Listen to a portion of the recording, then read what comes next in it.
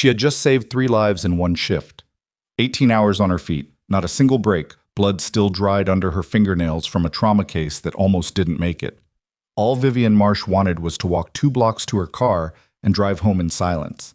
Instead, she was standing in the middle of Dalton Street with her wrists locked in handcuffs, a police cruiser's lights strobing red and blue across her face, and a crowd of strangers raising their phones to film a woman they'd already decided was guilty.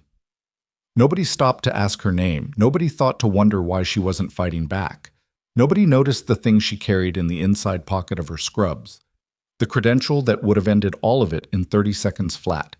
If this story already has you gripping your seat, stay with me until the very end, because what happens next will shake you.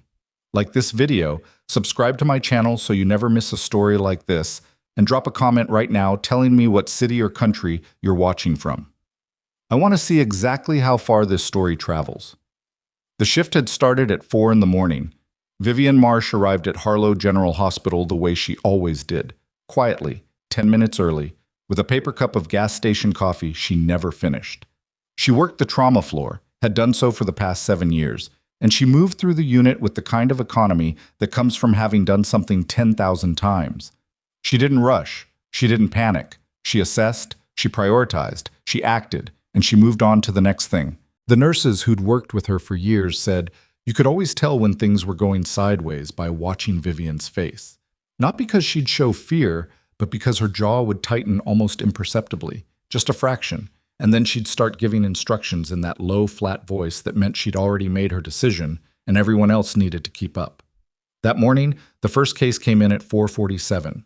A 62-year-old man, cardiac event in the parking garage of his office building, brought in by a coworker who'd had the sense to start compressions. Vivian coordinated with the ER physician on duty, managed the medication pushes, got the lines in, and watched the monitor until the rhythm stabilized. She didn't celebrate, she charted, updated the family waiting in the hallway, and went back to the floor. The second case was a teenager, 17 years old, construction site accident, partial degloving injury on his left forearm that was bad enough that one of the new nurses had to step out of the room. Vivian didn't look away. She talked the attending through the wound assessment, coordinated with the vascular surgery consult, kept the kid's blood pressure from bottoming out, and spent 4 minutes talking to the boy himself in between procedures, asking about his school, his friends, anything to keep him present and not disappearing into shock. He cried twice. She didn't tell him to stop. The third case came in near the end of the shift. Multi-vehicle collision on the highway interchange. 3 patients at once, 2 of them critical, and the trauma bay running short on staff because 2 nurses had called in sick and the replacement hadn't arrived yet. Vivian did the work of 2 people without being asked. She triaged on instinct, moved bodies and equipment with the practiced efficiency of someone who had done this in worse conditions than a well-lit hospital bay, and by the time the morning charge nurse arrived to take over, the critical patients were stable, the third had already been moved to imaging, and the paperwork was half done. That was the shift. 18 hours, 3 major cases, a floor full of smaller ones in between, and not a single moment where Vivian Marsh sat down and thought about herself. She clocked out at 10 past 10 in the morning. The locker room was empty by then. She changed out of her soiled scrubs into a fresh pair she kept in her bag, dark navy, plain, no hospital logo. Splashed water on her face, looked at herself in the mirror for exactly 2 seconds, and decided she looked like exactly what she was, someone who needed sleep. She tucked her badge into her bag, pulled on her jacket, and slid her personal phone into her pocket.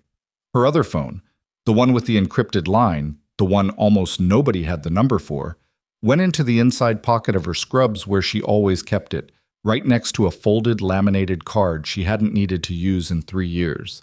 She took the rear stairwell because the main lobby was usually loud in the mornings, full of visitors arriving for the first time and families who hadn't gone home, and Vivian wasn't in the mood for any of it. She pushed through the ground floor fire door, stepped into the narrow alley that ran along the east side of the hospital, and walked toward the street. That was when she noticed something was different. Dalton Street, usually moderate with mid-morning traffic, was partially blocked. She could see orange cones from the end of the alley, and a cluster of vehicles she didn't immediately recognize, dark SUVs, a couple of marked police units, and what looked like a temporary perimeter being established along the western end of the block. A few pedestrians were being redirected around the corner by officers in standard patrol uniforms. She didn't see any signage explaining what was happening. No media trucks. No hazmat indicators.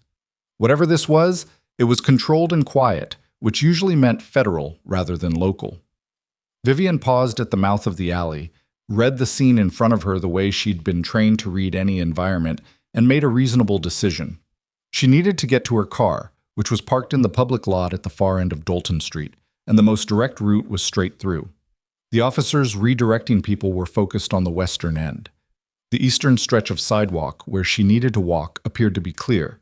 There was no tape, no signage, no posted instruction telling her the entire block was off limits. She stepped onto the sidewalk and walked. She made it approximately 40 feet before she heard someone behind her. "Hey, ma'am, stop right there." She stopped. She turned around. The officer approaching her was maybe 30, broad-shouldered, with the tight expression of someone who'd been standing outside for too long and was looking for a reason to assert some authority. His nameplate read, "Hale." He was moving quickly, one hand raised in her direction, the other near his belt. Not on his weapon, but near it. "This area is restricted," he said. "You need to turn around." "I didn't see any sign," Vivian said. Her voice was steady, no edge to it. She wasn't afraid of the uniform. She'd worked alongside military police, federal agents, and law enforcement of half a dozen varieties in circumstances far more chaotic than a blocked street in the morning. "I'm just trying to get to my car. It's parked at the end of this block." "I said the area is restricted. You need to move back." "I understand. Can you tell me the perimeter boundary? I'll find another route." Something about her tone seemed to irritate him. She couldn't tell if it was the calmness or the fact that she'd asked a reasonable question instead of immediately complying without question. His eyes moved over her, taking in the scrubs, the bag over her shoulder, the lack of any reaction he probably expected. "You were told to redirect," he said. "The officer on the corner told you." "I came out of the alley. I didn't see any officer before I stepped onto the sidewalk." "Are you arguing with me right now?" "No," she said. "I'm explaining what happened." He closed the distance between them by another 3 steps. "I'm going to need your ID." Vivian reached into her bag without hesitation and handed him her driver's license. He took it, looked at her, and didn't give it back. "Vivian Marsh, you live over on the west side?" "Yes." "What are you doing in this area?" "I work at Harlow General. I just finished my shift." She kept her hands visible, her posture neutral. She'd learned a long time ago that the fastest way to de-escalate most confrontational situations was to give the other person nothing to react to. No anger, no sarcasm, no visible impatience, even when you had every right to all three. But Marcus Hale was not responding to de-escalation. He was responding to her composure as if it were defiance. "You should have complied with the redirection order," he said. "I would have if I'd received one. I'm happy to leave now through whatever route you prefer." He looked past her, then back. 2 or 3 people on the opposite sidewalk had slowed to watch. A woman near the coffee shop on the corner was already holding up her phone. "Turn around," Hale said. "Hands behind your back." Vivian went very still. "On what basis?" "Failure to comply with a lawful order during an active security operation." "Officer, I came through an alley. There was no posted restriction, no officer at that exit point. I stopped immediately when you called out to me. I haven't obstructed anything." "Turn around." She held his gaze for 2 seconds.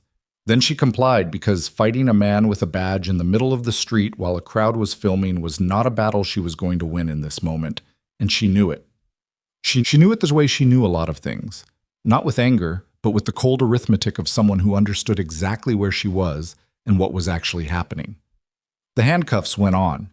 The crowd on the opposite sidewalk had grown. Someone said something she didn't catch. A man near the bus stop shook his head. The woman with the phone panned from Hale's face to Vivian's, narrating something under her breath that Vivian couldn't hear but could guess at. Something about resisting, something about disrespect, something built entirely from the image in front of them, with no foundation in what had actually happened. Vivian stood with her hands behind her back and said nothing. Hale walked her toward the patrol car, one hand on her arm, and said something into his radio. She caught fragments. Secure the individual, non-compliant, pending processing, language that sounded serious and meant very little in the actual context of what had occurred. She was put in the back of the patrol car. Not roughly, but without any particular care either, and the door was shut. Through the window, she watched the crowd on the sidewalk. Most of them were still filming. One woman had already walked away, scrolling through her phone, presumably to post what she'd captured before she even understood what she'd seen. A teenage boy near the lamppost was talking into his phone on a live stream, his face animated with the specific excitement of someone who believed they were witnessing something important. Vivian sat back against the seat, wrists behind her, and breathed. Her personal phone was in her bag, which was in the front passenger seat of the patrol car. She had no way to reach it, but her other phone, the encrypted one, was in the inside pocket of her scrubs, and she could feel it vibrating against her ribs. Not ringing. Vibrating in the short, rapid pattern she recognized as a priority signal. She did not move to reach it. She couldn't, not with her hands cuffed behind her, and even if she could, making an attempt to access a phone she hadn't disclosed to the officer would give him an actual basis for concern. She stayed still. She breathed. She counted the details visible through the window, the number of civilian vehicles, the positioning of the dark SUVs, the way two of the men in plain clothes at the far end of the block were not in fact local law enforcement. She recognized the way they moved, the way they scanned, the angles they covered without being told to. She thought, they're looking for something, or someone. Then she thought, they're early. Something moved up. The vibration against her ribs continued. Outside, the crowd had reconstituted itself with the organic efficiency of people who smelled a story.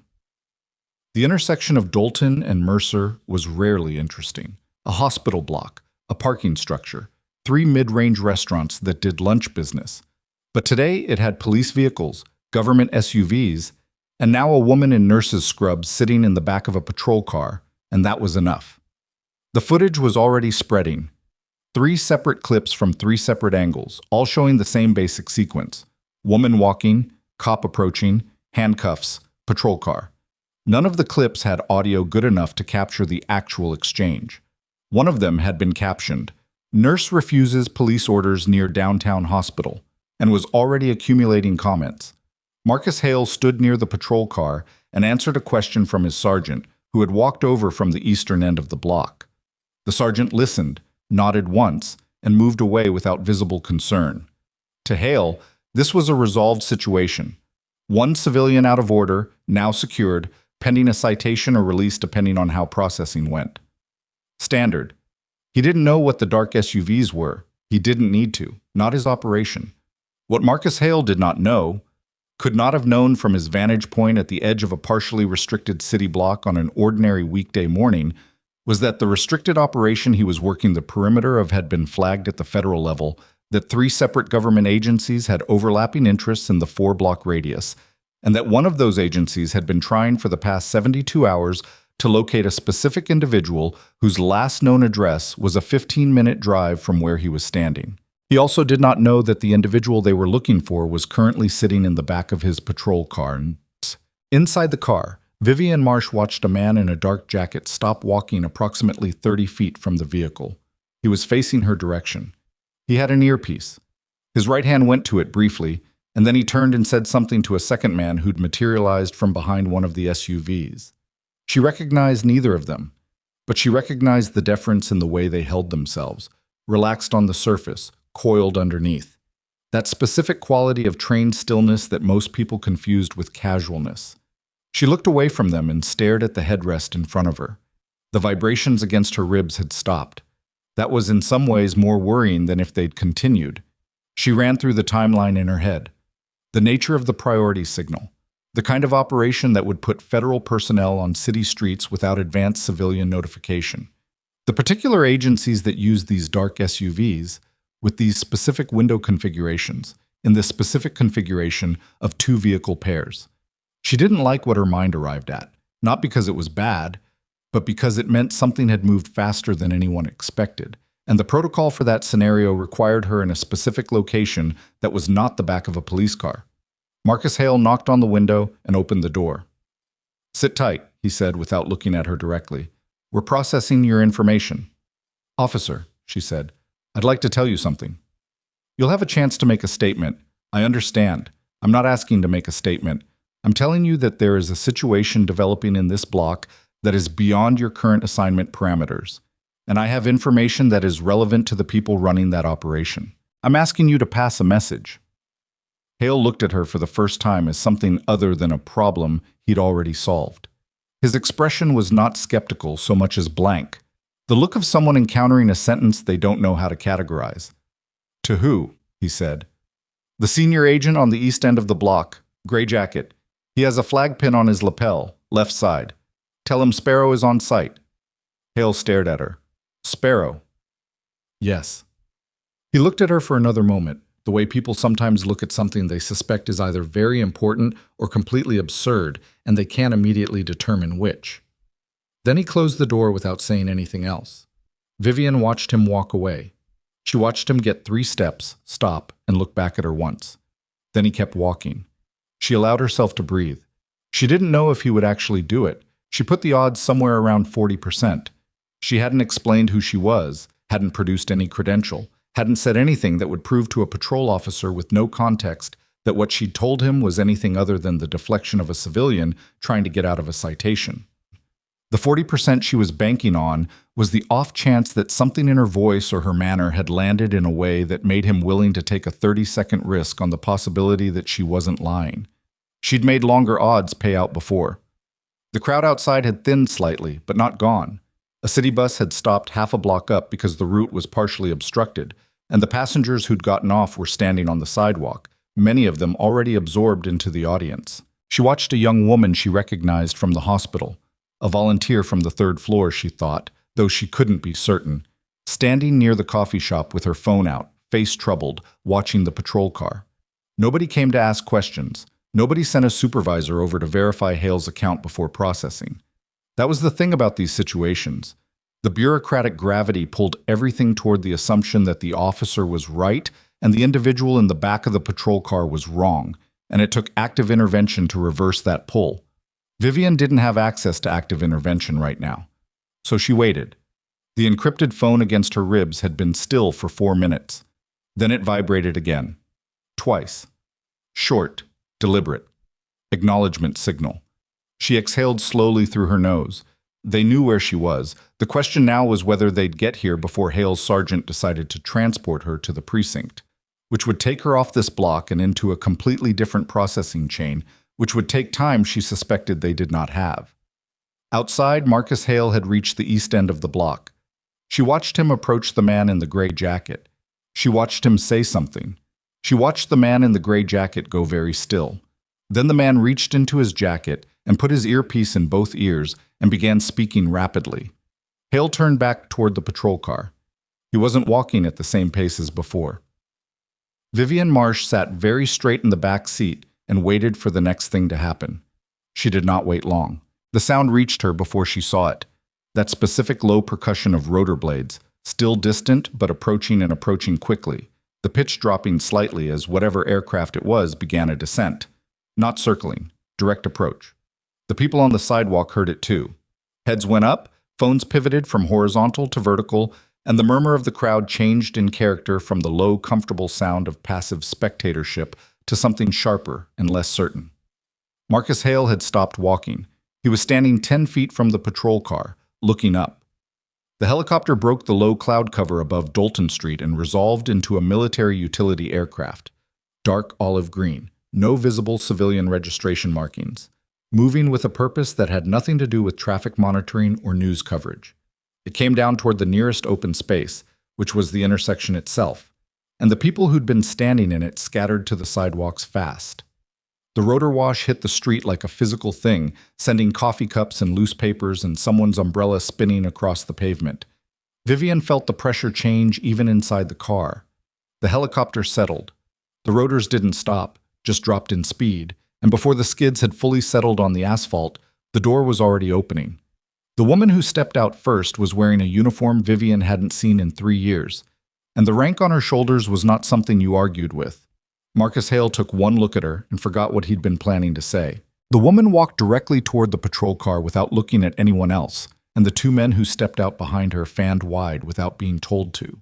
And the senior agent in the gray jacket was already moving toward the patrol car from the other direction, and the crowd that had spent the last 30 minutes deciding what kind of person Vivian Marsh was had gone very, very quiet. The rear door of the patrol car opened. Vivian Marsh looked up at a face she knew and felt the careful architecture of her composure shift slightly. Not crack, just shift. The way something shifts when a weight it's been bearing is suddenly removed. "You look terrible," said Lieutenant General Sandra Okafor, and her voice was not unkind. 18-hour shift, Vivian said. "We know." She held out her hand. "Let's get you out of there." Vivian took Sandra Okafor's hand and pulled herself out of the patrol car, and the first thing she noticed when she stood upright was how much her lower back hurt. 7 years of trauma nursing, and her lumbar spine had opinions about 18-hour shifts that she usually ignored until she stopped moving. She ignored it now, too. She stood straight, rolled her shoulders back once, and looked at the street around her. The intersection had been transformed in the time she'd been sitting in the back of the patrol car. The helicopter dominated the center of Dalton and Mercer, its rotors still turning at low speed, the rotor wash a constant pressure against everyone's clothing and hair. 3 additional vehicles had arrived from the eastern end of the block. Dark, unmarked, the kind of vehicles that announced federal authority without displaying a single identifying mark. The plainclothed agents she'd been watching from inside the car had repositioned, quietly and efficiently, forming a loose perimeter around the immediate area without appearing to. She recognized the geometry of it. She'd helped design a version of this protocol herself, a long time ago. The crowd on the sidewalks hadn't dispersed.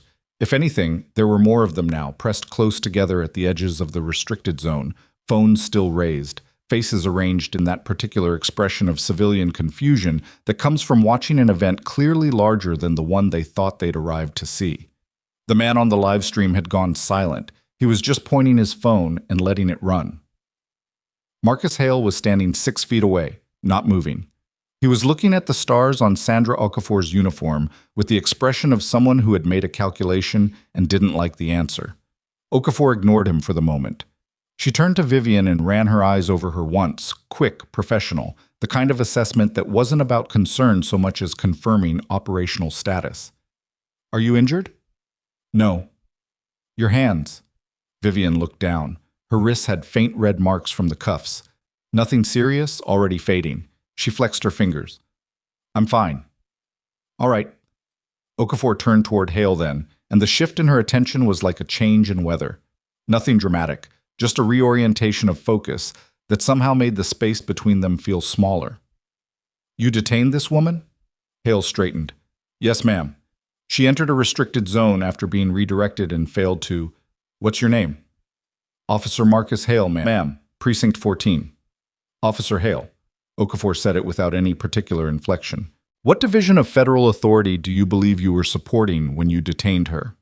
Hale's jaw tightened slightly. "I was securing the perimeter as requested by the senior coordinating agent. That's not what I asked." A pause. "I'm not cleared for the operational details." "Correct," Okafor said. "You are not. So when a woman in nursing scrubs walked through a poorly marked exit point and was unable to produce a violation you can actually document, you placed her in handcuffs." She let that land. "While approximately 40 civilians filmed it." Hale said nothing. Vivian kept her face neutral. She wasn't enjoying this exactly. There was nothing particularly satisfying about watching a young officer get dressed down in public. He'd made a bad call. He'd made it the way a lot of people made bad calls. Fast, with incomplete information, leaning on the institutional authority that usually let bad calls slide without consequence. That didn't make it malicious. It made it thoughtless. The distinction mattered to her, even if the outcome had been the same either way.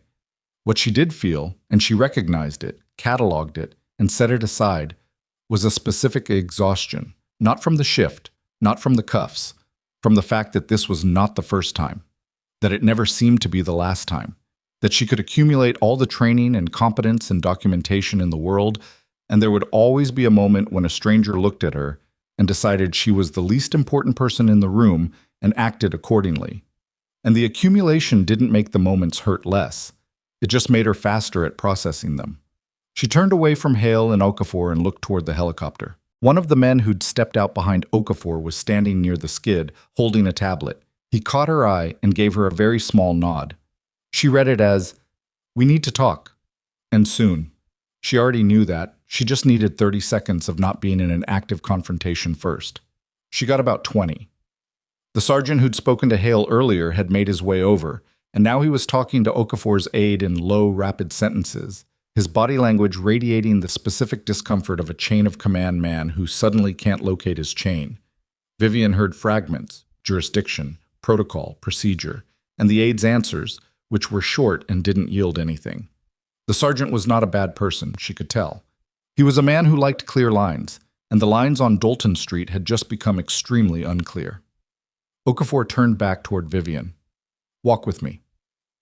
They moved toward the eastern edge of the intersection, away from the patrol car, away from Hale, away from the worst of the crowd. The aide fell into step 2 paces behind them, and one of the agents shifted position to maintain the loose perimeter without being conspicuous about it. "The operation moved up," Okafor said, low enough that it didn't carry. "I figured 72 hours early? 60. We had a development overnight. There's a facility situation. I'll brief you fully inside, but the short version is that we have a secondary location that wasn't in the original intelligence assessment, and the team we have on the ground has a casualty situation developing that requires your specific input." Vivian absorbed this. "Medical? And logistical. You'll see when you see it." Okafor glanced at her sideways. "You just worked an 18-hour shift." "I'm aware. Can you function?" "Yes." She said it without hesitation, because it was true. She was tired in her bones and her back hurt, and she wanted a shower, but functional was a different question than comfortable.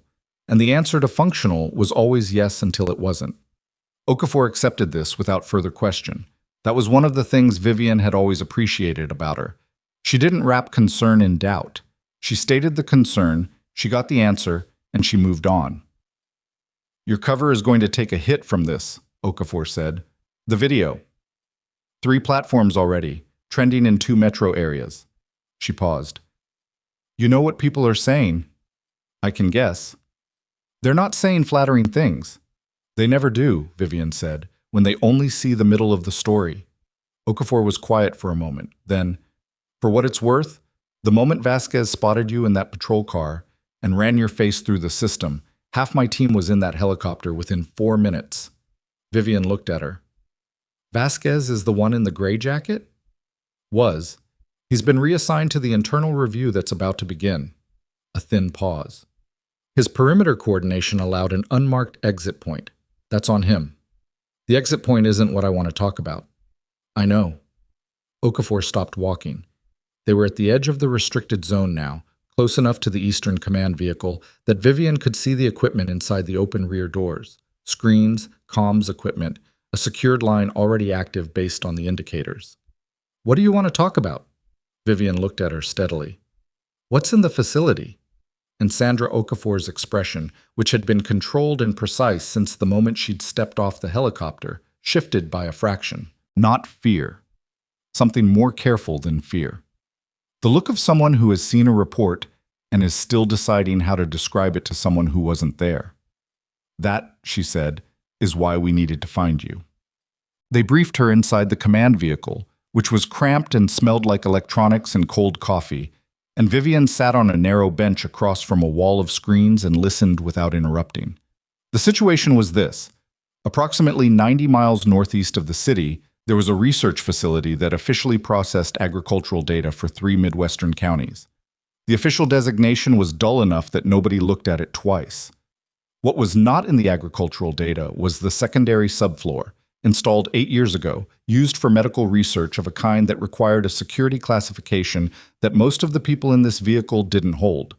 Vivian held it. That was why she was here. The overnight development was a containment failure. Not biological, not chemical, but personnel. 2 researchers who had been flagged for irregular behavior over the past month had attempted to move data out of the facility through a channel that shouldn't have existed. The attempt had been interdicted, but not before one of the 2 researchers had been injured in the physical confrontation, a blunt trauma situation that the on-site medical staff had stabilized, but not cleanly. The second researcher was in custody. The first was in medical care that was, according to the status report on the screen in front of Vivian, inadequate. She looked at the imaging. Even on a small screen from a scan taken 6 hours ago, She could see three things that the on-site team had apparently missed. "Who's managing her care right now?" she asked. "Site physician, Dr." The aide checked his tablet. "Rutherford, board-certified emergency medicine, 5 years on-site." He missed a subdural collection on the right temporal. "It's small, but it's there. And the scan from—" She leaned forward. "This is from 4 hours ago?" "Yes." "Then it's larger now." She sat back. "She needs surgical intervention, possibly today. Does Rutherford have the equipment?" "We don't know exactly what's on site." "Then that's the first call we make." She looked at Okafor. "If she deteriorates before we get there and the on-site team doesn't catch it, we lose the ability to debrief her. And if the intelligence she was carrying is what I think it is," Okafor said, "then she's not just a medical case. She's the only person who can verify the secondary data cache location." Okafor nodded once. "Which is why we need you there." Vivian looked at the screens for another moment. She was running 2 tracks simultaneously. The medical calculus on one side, which was urgent and clear, and the operational picture on the other side, which was less clear and getting more complicated by the minute. "What's the status of the extraction plan?" "Modified in the last hour. We're looking at a ground convoy rather than air. There's a weather system moving in from the northwest that's going to make this route untenable for rotary wing in about 3 hours. Then we need to leave soon. We need to leave in 40 minutes. Vivian looked down at herself. Navy scrubs. Hospital badge in her bag. No equipment, no go bag, nothing she'd normally carry for a field deployment. She thought about the packed bag in the trunk of her car, at the end of Dalton Street, in the parking lot she'd been trying to reach, when Marcus Hale had put handcuffs on her wrists. "My car is 40 feet from where we're sitting," she said. Okafor actually almost smiled. "Vasquez can have someone retrieve it." "My go bag is in the trunk. Combination lock, 4 digits. I'll give the code to whoever you send." "Done." Vivian stood. The vehicle was small enough that standing straight required some care. "I need 15 minutes. Coffee, real coffee if you have it, and whatever the site physician's contact information is. I want to talk to him before we move." "I can get you both."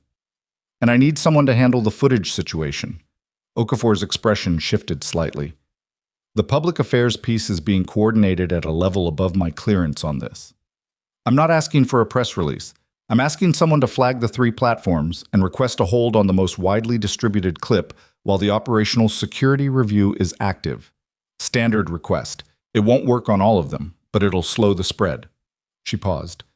"People are going to form an opinion based on what they see in that video. That opinion is going to be wrong, and it's going to follow me." "I understand. I'm not asking for my reputation back. I'm asking for enough time that the story doesn't get so calcified in the next 24 hours that the correction never catches up." Okafor looked at her for a moment, the long, level look of someone who is deciding whether what they're seeing is ego or calculation. She apparently decided it was calculation because she turned to the aide and said, "Get the platform flagging request in, operational security basis." The aide typed something without looking up from his tablet. Vivian moved toward the vehicle door, then stopped. "Sandra." Okafor looked up. "The officer who cuffed me," Vivian said. "Hale. He needs to be reviewed, but I want it done correctly. Not punished because a general arrived and made him look bad. Reviewed because his decision-making process has a hole in it that needs to be addressed before it becomes a pattern." Okafor held her gaze. "You're advocating for the man who put you in handcuffs. I'm advocating for a process that doesn't turn one bad call into a witch hunt." She opened the door. "There's a difference, and you know it." She stepped out into the diminished rotor wash and the noise of Dalton Street and started moving toward the parking lot. The coffee was bad, which meant it was real, and Vivian drank it standing beside the command vehicle while she waited for the call to connect to the site physician at the facility. While she waited, she watched the street. The crowd had thinned by now. The helicopter's presence had gradually shifted from spectacle to background, and people had things to do, routes to get back to, and the visible drama of the cuffed nurse being released had run its immediate arc. But the filming hadn't stopped. It had just moved to the post-event phase, people reviewing their footage, rewatching the clips, commenting, sharing. The living room of the internet was already processing this into a shape that fit the available space, filling in the parts it couldn't see with the most available narrative.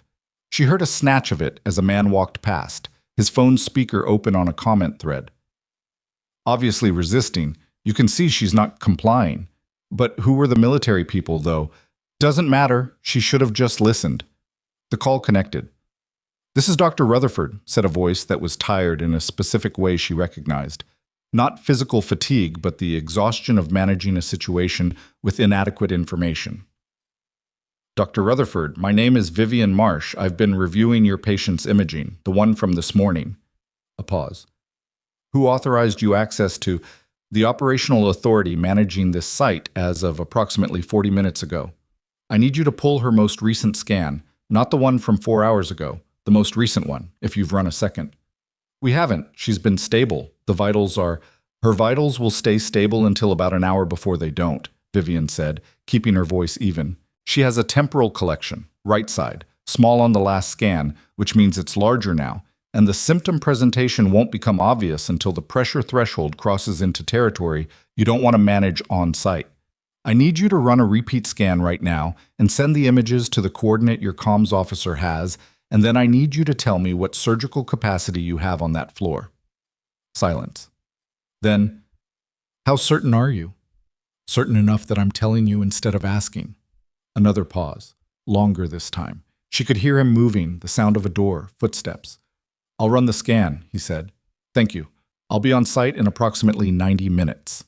She ended the call and looked at the coffee cup in her hand. It was empty. She didn't remember finishing it. Her go-bag had been retrieved. It was sitting beside the command vehicle, a mid-sized black duffel that looked like nothing and contained equipment worth more than most people's monthly salaries. She picked it up and slung it over her shoulder, and the familiar weight of it settled against her in a way that felt, despite everything, like coming back to a language she'd never stopped speaking. She walked back to the command vehicle. Okafor was outside now, talking to the convoy lead, a compact woman named Spears who had the kind of face that looked young until you saw her eyes. Vivian had met her once, 2 years ago, on a different operation in a different context, and Spears had impressed her then. "Convoy ready?" Vivian asked. Spears looked at her, then at Okafor, then back. "Ready on your mark, General." Okafor checked her watch. 20 minutes. We're waiting for the second logistics vehicle." Vivian nodded and turned to survey the street one more time. Marcus Hale was standing near his patrol car, by himself now, his sergeant having moved to the far end of the block. He was looking at his phone, not filming anything, just looking, with the expression of a man who had typed something into a search bar and found information he didn't want. She watched him for a moment. He looked up and met her eyes, and didn't look away, which she noted. It would have been easy to look away. She crossed toward him. He straightened, not defensively, but with the automatic posture adjustment of someone who expected consequence. "I'm not here to report you," she said. "I want you to know that." Hale's jaw worked for a moment. "You should be." "Maybe." She studied him. "Tell me what you saw when you approached me." "I saw—" He stopped, started again. "I saw someone who'd bypassed the redirection, who wasn't reacting the way most people react when they're stopped." "What way do most people react?" He thought about that. "They get scared, or they get angry." A beat. "You didn't do either." "No." "I didn't know what to do with that." Vivian looked at him steadily. "Here's what I'll tell you for free, Officer Hale. The next time someone doesn't react the way you expect them to, that absence of expected reaction is information. It's not defiance. It's data. Learn to read the difference." She paused. "That's the only thing about today I'd ask you to carry forward." Hale was quiet for a moment. Then, "I'm sorry for the cuffs." He said it like he meant it, without adding anything to soften it or redirect it. She gave him a single nod and turned back toward the command vehicle. Behind her, she heard him exhale slowly, the sound of someone who had expected something different and didn't quite know what to do with getting something real instead. The convoy moved out of Dalton Street at 11:43 in the morning. Vivian sat in the second vehicle, between Okafor and a communications officer named Brecht, who was working 3 screens simultaneously and hadn't spoken to anyone since they'd loaded. The vehicle was armored in ways that weren't visible from the outside, and the seats were uncomfortable in the specific way that all armored vehicles were uncomfortable, functional to the point of hostility. She had the facility schematics on a tablet, the patient's medical file, and a preliminary intelligence summary that stopped 2 paragraphs before the part she actually needed. When she pointed this out to Brecht, he glanced at her without changing expression, confirmed that the rest of the summary was restricted to personnel physically on site, and turned back to his screens. She worked with what she had. The medical situation was the immediate priority, but it wasn't the only one. As the convoy moved through city traffic and then out onto the highway, she built a picture from the fragments available. The facility layout, the on-site personnel roster, the nature of the data that had been compromised in the overnight incident. She'd been attached to this operation for 8 months, in an advisory capacity that had required her to maintain her civilian cover at Harlow General while staying current on the classified research. Her specific experience made her qualified to assess. The work at the hospital was real. She wasn't performing nursing. She was doing it. She'd been doing it for 7 years, and she was genuinely good at it. But the other work was also real. The two things existed simultaneously, and most people who knew her from one context had no idea about the other. That was, on most days, exactly how she preferred it. Today was not most days. Okafor leaned toward her. The footage cleanup request was partially successful. 2 platforms agreed to hold the most shared clip pending the security review. The third declined. Which one? Okafor said the name. Vivian wasn't surprised. How many views on the one that's still running? As of 20 minutes ago, 400,000. She absorbed this. In the scope of things she was currently managing, 400,000 people having a wrong opinion of her was not in the top 5 concerns.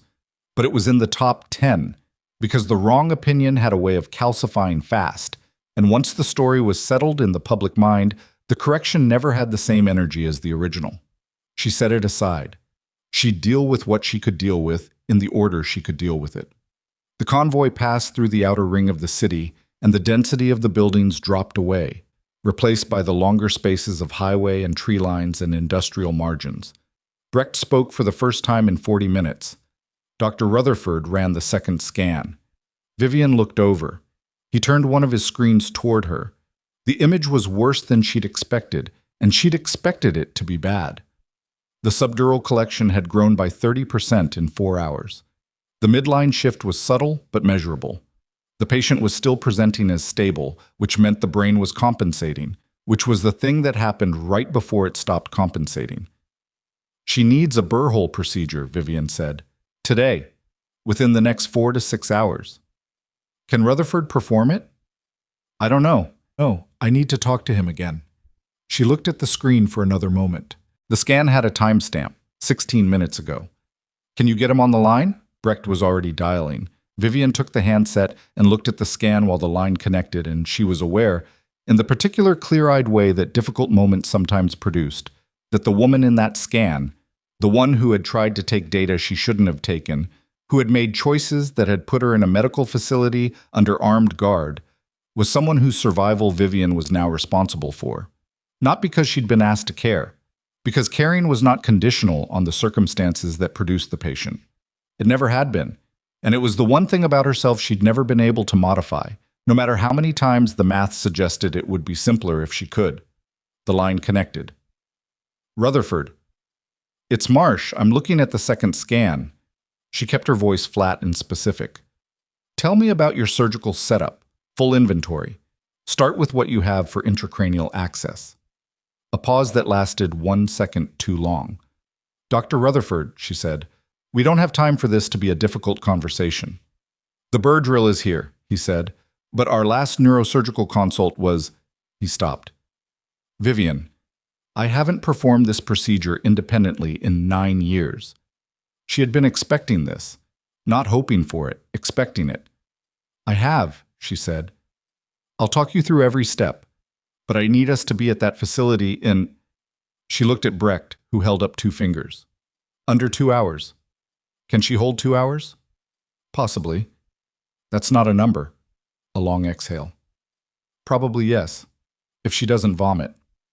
Watch her positioning. 30-degree head elevation, nothing more, nothing less. Keep the room quiet.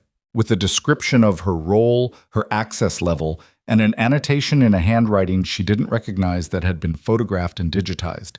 Beneath that, a notation that looked like an assignment. She looked up at Okafor. How long? She asked. We believe the document was created approximately 3 weeks ago. 3 weeks.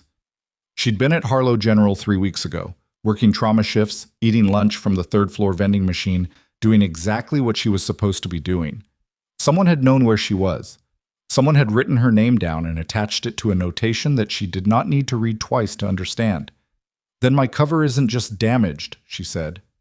"No," said Okafor quietly. "It's gone." The convoy accelerated. Outside, the tree line thickened on both sides of the highway, and the city was fully behind them now. And somewhere ahead of them was a facility with a woman who might die if they were 20 minutes too slow, and a man in custody who knew more than he was saying, and a document that had just changed the shape of everything Vivian Marsh thought she knew about the last 3 weeks of her life. Her phone, the encrypted one, vibrated once against her ribs. She looked at the notification. It was not from Okafor's team. It was not from the facility. It was from a number that was not supposed to exist anymore, attached to a contact that had been closed and archived 14 months ago, and the message was 4 words. She read them twice, and then the vehicle hit a patch of uneven highway, and the screen jostled, and she closed her hand around the phone and looked straight ahead at the road through the windshield and tried to decide whether what she was feeling was fear or something colder and more useful than fear. The message read, "I know you're moving." She stared at the message for 3 seconds, which was 2 seconds longer than she usually allowed herself for anything that wasn't a direct medical decision. "I know you're moving." The number had a prefix she recognized, not because it was saved anywhere, not because it appeared in any active database she had access to, but because she had memorized it 14 months ago during a debrief that lasted 6 hours and ended with a formal closure notice and a handshake that felt like a door being locked from the outside. The contact associated with that prefix was a man named Dorian Voss, and Dorian Voss had been extracted from a European operation that went wrong in 3 simultaneous ways, and the last official record of him in any system Vivian had clearance to access listed his status as terminated, not dead, not transferred, but terminated in the specific bureaucratic language that meant his operational existence had been erased by mutual agreement between 2 agencies that wanted distance from what had happened. 14 months of silence, and now 4 words, timed to arrive exactly as she was in motion, in a vehicle she hadn't been in 2 hours ago, heading toward a location that was not in any civilian record. She did not respond to the message. She turned the phone face down against her thigh and looked at the back of the driver's headrest and ran the arithmetic. Option 1. The number had been compromised and someone else was using it. This was possible, but required whoever had it to know the exact moment she'd be in a moving vehicle, which suggested surveillance at a level that would have other indicators she hadn't seen. Option 2. Voss was alive, operational, and in contact with whoever had put her name in that document 3 weeks ago. This was worse. Option 3. Voss was alive, operational, and in contact with her for reasons that were not in the document. This was the most dangerous option to consider because it invited the kind of hope that got people killed. She picked option 1 as the working assumption. It was the cleanest, and clean was what she needed right now. She turned to Okafor. "The document you showed me. Who else has seen it?" "Inside this convoy? Myself, Brecht, and the convoy lead." "Who processed it at the facility?" "Rutherford's security officer, a man named Pellegrini." "What's his clearance level?" 3 levels below yours." "Then he saw my name and couldn't read the annotation." "Correct." Vivian thought for a moment.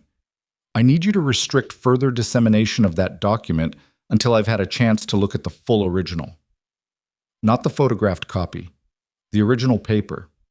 Okafor studied her. "You think it's a fabrication?" "I think I don't know yet, and I'd like to know before anyone else makes a decision based on it." She kept her voice even. "That's a different thing." "All right." Okafor nodded once, and Brecht typed something without being asked. Vivian looked back out the window. The highway had narrowed. They were in the transitional geography between outer suburb and genuine rural, the zone where chain restaurants gave way to gas stations that sold live bait, and the tree line stopped being decorative. The convoy had maintained its pace, but the following vehicle was closer than it had been, which meant spears had tightened the formation. Something in the terrain or the timeline had prompted the adjustment. She filed it and moved on. The phone against her thigh did not vibrate again. The facility appeared without announcement, the way classified installations always did. A gap in the tree line, a road that wasn't on any map she'd seen, a gate that looked agricultural from 50 feet, and very much not agricultural from 10. The guard post was staffed by 2 people in civilian clothes who checked the convoy's credentials with the kind of thoroughness that took 4 minutes and made no apology for it. Vivian watched through the window and used the 4 minutes to read the facility layout schematic again, focusing on the medical level. The subfloor was accessed through a stairwell adjacent to the main data processing room. The medical suite was larger than she'd expected. 8 beds, a surgical space that had been retrofitted over the original design, imaging equipment that was 3 years old but functional. Rutherford had been on site for 5 of the facility's 8 operational years. He knew the equipment the way she knew the trauma bay at Harlow General, intuitively, with all its limitations cataloged and accepted. The gate opened. The convoy moved through. The main building looked like what it claimed to be: a low-wide agricultural processing center, beige metal siding, few windows, a loading dock on the south side that currently held a single truck going nowhere. The parking area had 7 civilian vehicles scattered in the kind of organic, uncoordinated pattern that suggested real day-to-day use rather than staging. Someone had put real thought into making this look ordinary. They parked near the main entrance. Vivian had her bag on her shoulder before the vehicle fully stopped. Spears was already out, talking to 2 security personnel who'd come out to meet them.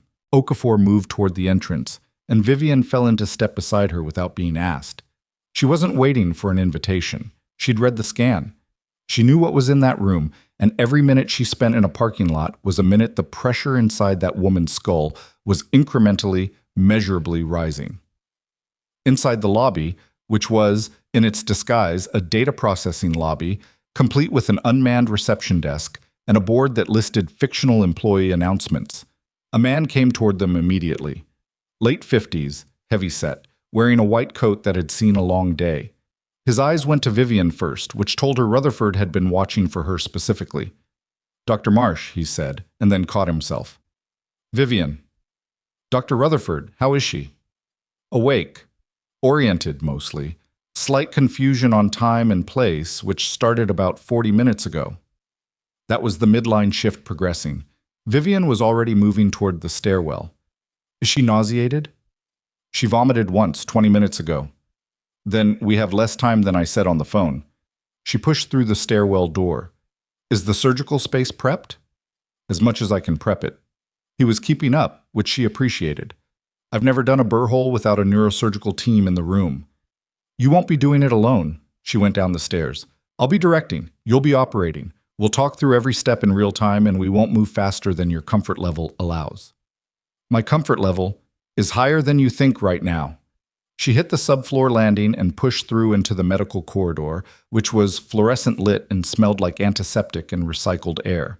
People perform above their estimated threshold consistently when the alternative is someone dying. It's not inspirational, it's just true.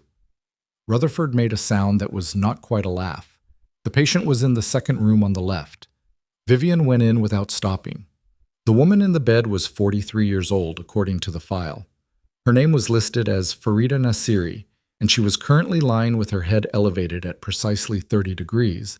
Rutherford had followed that instruction at least, with a nasal cannula delivering supplemental oxygen and an IV running a slow saline maintenance drip. She was pale. There was dried blood in her hairline from a laceration that had been properly closed.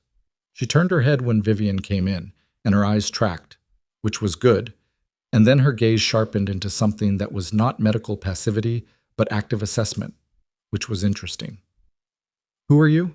Nasiri said. Her voice was clear but effortful. "I'm the person who looked at your scan and drove 90 miles to make sure you don't die from something preventable." Vivian set her bag down and moved to the bedside. "I'm going to examine you. Tell me if anything hurts." She worked through the neurological check methodically.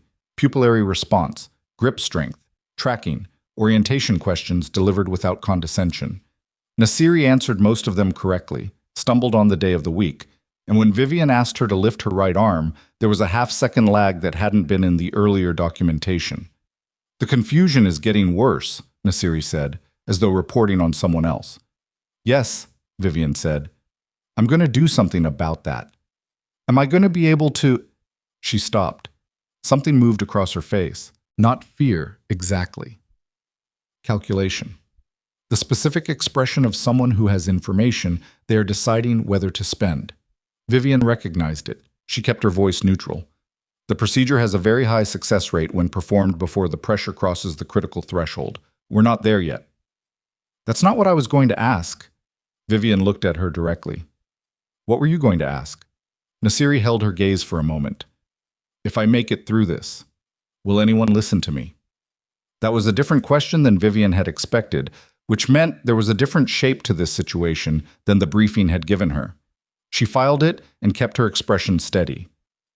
That depends on what you have to say. Nasiri's jaw tightened. Then she closed her eyes and said nothing else. Vivian straightened and turned to Rutherford. Let's move. The procedure took 47 minutes. Vivian had assisted in burr hole evacuations in conditions significantly worse than the facility's surgical suite. Once in a forward operating base with a generator that kept threatening to quit, once in the back of a transport vehicle moving at speed. Once in a situation she didn't think about if she could help it. This was not ideal, but it was functional. Good lighting, stable temperature, equipment that was old but calibrated, and a physician who was scared in exactly the right way. Scared enough to be careful, not scared enough to freeze. She talked Rutherford through it in a low, continuous voice. Not reassuring. She wasn't performing comfort, she was providing instruction, which was its own kind of steadiness. She told him where to position, what to feel for, what the resistance should tell him. She watched his hands and corrected without alarm when the angle drifted, and she monitored the patient's vitals with one eye, while keeping the other on the field, because that was what the situation required. The collection evacuated cleanly. Rutherford closed the dura with the precision of someone who had just discovered he was more capable than he'd believed. Nasiri's confusion cleared within 20 minutes of them moving her back to the recovery bed. When she opened her eyes and said the correct day of the week without being asked, Rutherford let out a slow breath and sat down in the chair near the equipment cart and rubbed his face with both hands, which was the most human thing Vivian had seen anyone do since Okafor had stepped off the helicopter. You did well, Vivian told him. Don't, he said, but not unkindly. I mean it, you did well. She pulled off her gloves and disposed of them. You're allowed to take that. He looked at her across the room. How many times have you done that? Enough. That's not a number. No, she said. It isn't. She went to wash her hands. The sink was standard stainless steel, cold water, a soap dispenser that was running low. She stood at it for a moment longer than strictly necessary because her back ached and her shoulders were tight, and she had been awake for over 20 hours, and the arithmetic of her physical condition was something she'd been paying minimum installments on all day, and the bill was accruing interest. She turned the water off and dried her hands and went back to Nasiri's room. The debriefing was not her job. She knew that. There were people in this facility whose specific training was the structured extraction of information from individuals in compromised states, and they were better at it than she was, and she was supposed to step back now and let the process operate. She went in anyway. Nasiri was awake, more alert than she'd been in hours, her vitals steady on the bedside monitor. An agent named Kwan, who had arrived in the second logistics vehicle and introduced herself with a handshake and nothing else, was setting up a recording device near the wall. Okafor was present, standing in the corner with her arms crossed in the position of someone who was observing and not participating. Nasiri saw Vivian come in and something in her posture shifted. Not relaxation exactly, but a recalibration. You stayed, she said. Medical observation post-procedure. Vivian moved to the wall opposite Kwan and leaned against it.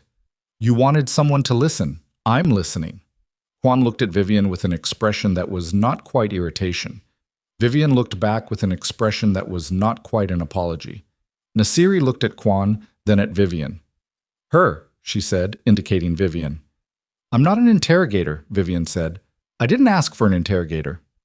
A silence. Kwan's expression shifted from not quite irritation to something more considered. She looked at Okafor. Okafor gave the smallest possible nod. Kwan stayed, but she stepped back. Vivian pulled the chair from beside the equipment cart and sat down. She rested her forearms on her knees and looked at Nasiri at eye level rather than standing over her, because the power geometry of a hospital room already put the person in the bed at a disadvantage, and adding height to it was gratuitous. You tried to move data last night, she said. You were caught. Yes. The data you tried to move, you didn't take it for yourself. Nasiri was quiet for a moment. No. Someone told you what to take. Someone told me what was at risk if I didn't. She shifted slightly against the pillow, winced. I've been inside this facility for 3 years. I know what the research here actually is. Not the cover designation, the actual research. Tell me. The secondary subfloor, the one below this level, contains a longitudinal study that was authorized under a program that was formally closed 6 years ago. She paused, watching Vivian's face. Closed publicly, not actually terminated. Vivian kept her expression steady. Go on. The research involves medical protocols developed during the early phase of the program, before the ethical oversight was tightened. The protocols worked. They also caused documented harm to participants who didn't consent. Nasiri's voice was level, but her hands, resting on the bed, pressed flat against the mattress in the way people press things when they were trying to keep something contained. The data from those protocols was supposed to be destroyed when the program closed. It wasn't destroyed, it was relocated here, and it's been used since then to develop secondary applications that the original participants don't know about. The room was very quiet. Vivian said, and someone told you this was at risk. Someone told me that an upcoming review was going to expose the secondary applications, and that if the original data was moved off-site before the review, the connection could be severed. The participants would never know. The applications would continue. Nasiri's jaw tightened. They told me it was protecting the program. I thought they meant the research. But the data I was moving wasn't just the original study records. She looked at Vivian directly. It included a list of individuals whose medical history had been incorporated into the secondary applications without authorization, without their knowledge. She paused. Your name is on that list. The temperature in the room did not change. Nothing visible changed. Vivian heard Okafor draw a breath in the corner. She looked at Nasiri and did not look away. How long has my data been in the study? At least 4 years, based on the incorporation dates I saw. Nasiri's voice was quieter now, stripped of the layered calculation she'd had earlier. I don't know what specific protocols they used. I'm not cleared for the application level. I only saw the list because the data package I was given included an index file I wasn't supposed to open. But you opened it. I opened it. A pause. And then I understood what I was actually being asked to do. Vivian sat with this for a moment. 4 years. She ran the arithmetic without wanting to. 4 years ago, she'd been fully active, multiple deployments in the prior 18 months, the kind of medical monitoring that came with operational status, and that she'd always assumed was standard. Blood draws, imaging, performance assessments. Standard. She'd signed consent forms for standard operational monitoring. She had not signed consent for research incorporation. She stood up. Is there anything else in the index? She asked. Her voice came out flat and specific, which was what she needed it to do. More names, 41 total. Nasiri looked at her. People like you. People who would never have agreed. Vivian looked at Kwan. I need the original document, the one from the compromised data channel. Tonight. Kwan nodded once. She looked at Okafor. And I need access to the secondary subfloor. A pause. Your clearance doesn't cover Sandra. She said it with more weight than she usually put on people's names. My name is on a list in a database in a room below this one. I need access to the secondary subfloor. Okafor looked at her for a long moment. I'll make the call. Vivian turned and walked out of the room because she needed 30 seconds in the corridor without anyone watching her face. The corridor was empty. She stood with her back against the wall and her hands at her sides and breathed. She had been good at this for a long time, at processing information that was personal in the context that required it to be professional, at holding the two frameworks simultaneously without letting either one compromise the other. It was a skill. It had taken years. It had required the deliberate construction of a specific kind of interior architecture that kept things in the right rooms. Right now, one of those rooms had been broken into, and she couldn't tell yet what was missing. She was angry. She recognized it not as a hot thing, but a cold one, The specific cold anger of someone who has been used without knowing it, who has had their trust in the structures they operated within, tested against its actual tensile strength and found the strength wanting. It was not a new feeling, but it was a large one, and she allowed herself exactly 30 seconds to feel its full size before she began the process of converting it into something she could use. She pushed off the wall. Brecht was coming down the corridor with a tablet and a look that suggested something had developed. "What?" she said. "The second researcher, the one in custody." He glanced at the tablet. "His name is Garrett Sowell. He's been asking to speak to someone since we arrived." A pause. "He says he'll only speak to you." She stopped walking. "He knows who I am." "He used your name," Brecht said, "your actual name. And he said to tell you." He looked at the screen. "He said to tell you he sent the message." The phone in her pocket. Not a compromised number. Not a surveillance operation. Dorian Voss was Garrett Sowell's alias. The man she'd been told was terminated 14 months ago was sitting in a custody room 30 feet from where she was standing. And he had known she was moving because he had been inside this operation the entire time, and the document with her name on it, the one that had been photographed and flagged as a threat, had been created by him. The question was whether he'd created it to expose her or to protect her. She looked at Brecht. "Where is he?" "Room at the end of the corridor, 2 guards on the door." She started walking. Behind her, she heard Brecht say something into his radio, but she didn't wait to hear what. The door at the end of the corridor had 2 agents in front of it, as advertised. They looked at her as she approached, and then their eyes went past her shoulder to where Brecht was presumably signaling something, and they stepped aside. She opened the door. The man sitting at the table inside was not the man she remembered, not in the ways that mattered on the surface. 14 months had put weight in his face and taken it from his frame, and his hair was shorter and the wrong color, and he'd done something to change the line of his jaw that she suspected was prosthetic, but his eyes were the same. "You look terrible," he said. 14 months of absence, and the first thing out of his mouth was something she'd already heard today. She sat down across from him. "You have 4 minutes," she said, "before Okafor comes through that door and this becomes a conversation with lawyers. Then I'll talk fast." He leaned forward.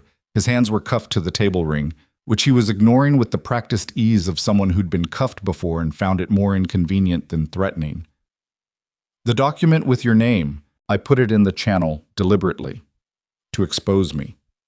To create a paper trail that could not be suppressed." His voice was low and quick. "The list Nassiri told you about. It's real. But what she doesn't know is that there's a second index. A financial record. The secondary applications weren't just research. They were licensed. To private contractors." She went completely still. "Your biometric data, your trauma response profiling, your cognitive performance metrics under stress conditions. All of it was packaged and sold to 3 private organizations over the past 4 years. Without your knowledge. Without anyone's authorization except 2 people inside the oversight structure of this program who've been covering it for years." "Who?" "That's the part that's going to require lawyers," he said, and something shifted in his expression. Not apology, but the specific look of someone who has carried a piece of information so long that releasing it is its own complicated thing.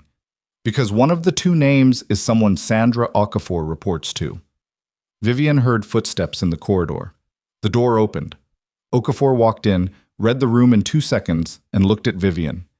"Whatever he just told you," Okafor said carefully, "I need you to tell me before you act on it." Vivian looked at Okafor. She looked at the man across the table who had spent 14 months building a case from the inside of the operation that had erased him. And then she looked at the door behind Okafor, through which, at some point in the next several minutes, she was going to have to walk and make a decision about who she trusted and what she was going to do with the information that was currently sitting in her chest like a coal going from warm to hot. "Close the door," she said to Okafor. Okafor stepped inside and pulled it shut. "Sit down," Vivian said. Okafor sat. Vivian placed her encrypted phone on the table between them, face up, so both of them could see the 4-word message on the screen. "He sent this," she said, nodding toward the man across the table.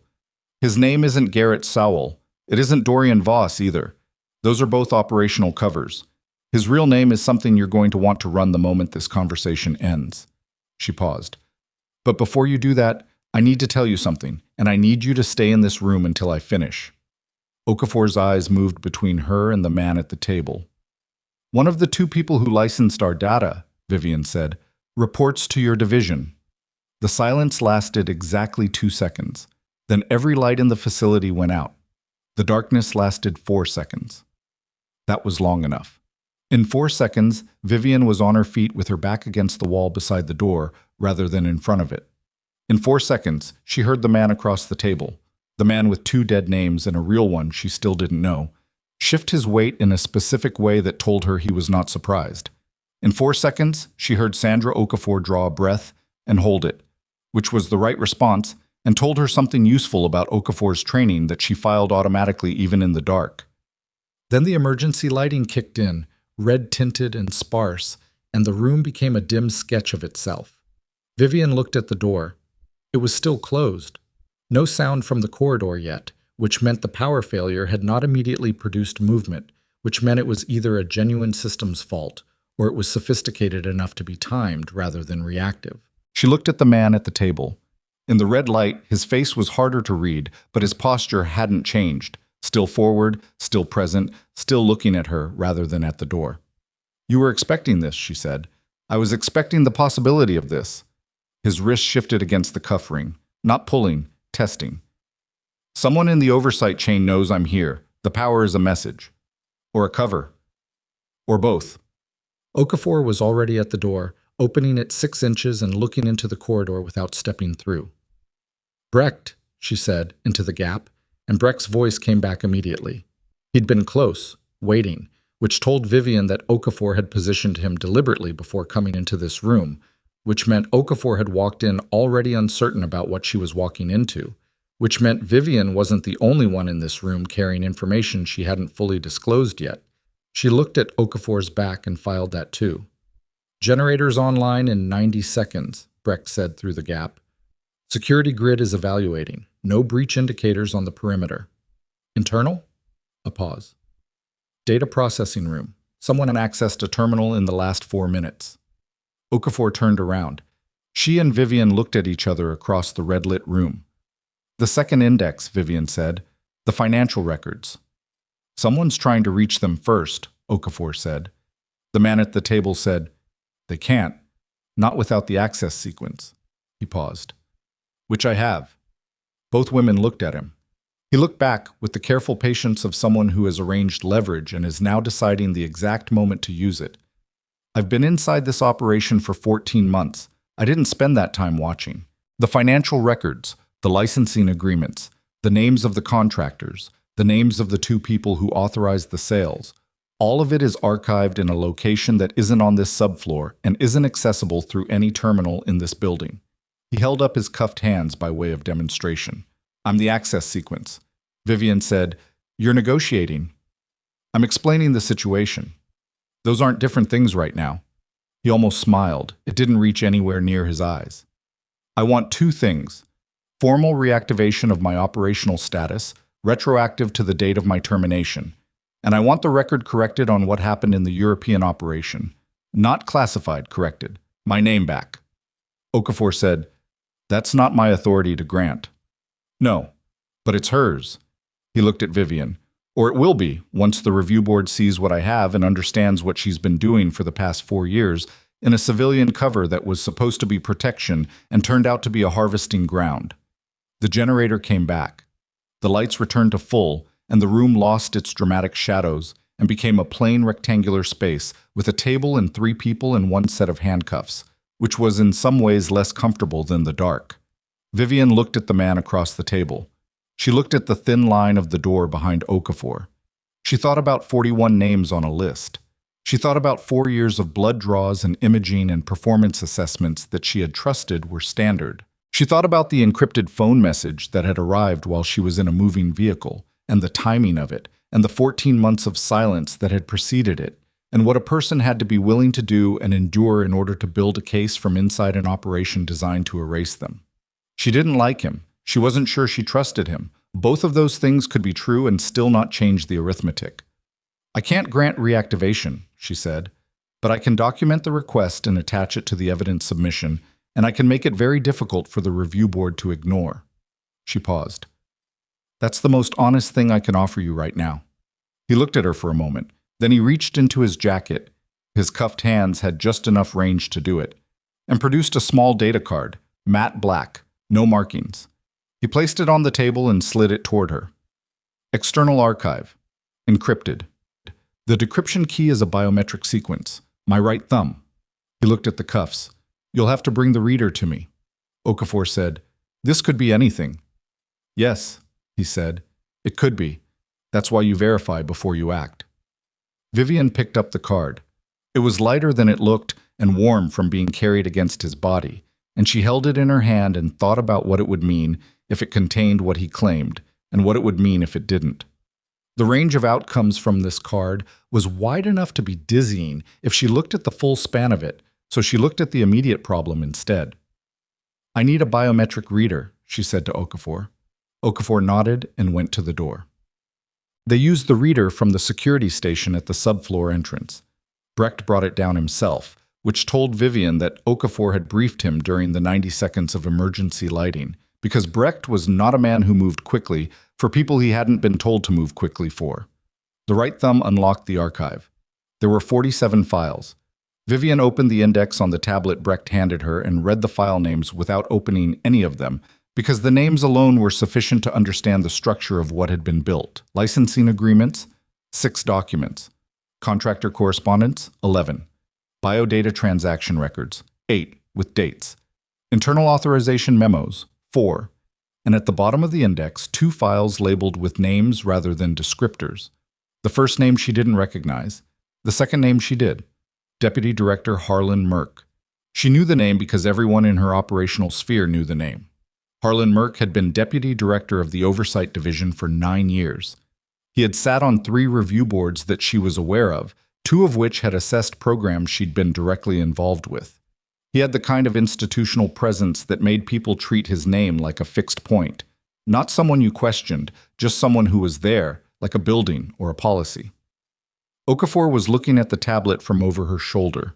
When she saw the name, she went very still. Vivian looked at her sideways.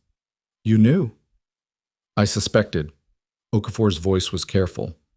14 months ago, when the termination order came through on the European operation, the irregularities in the authorization chain went above my level. I flagged it internally. Nothing came back. A pause. 6 months after that, I started noticing data requests coming through channels that should have been dormant. And you didn't escalate. I escalated to the wrong person. She said it without making it soft. I didn't know that at the time. Vivian turned that over. Okafor had been working with incomplete information for a year and had landed through a different route at the same destination.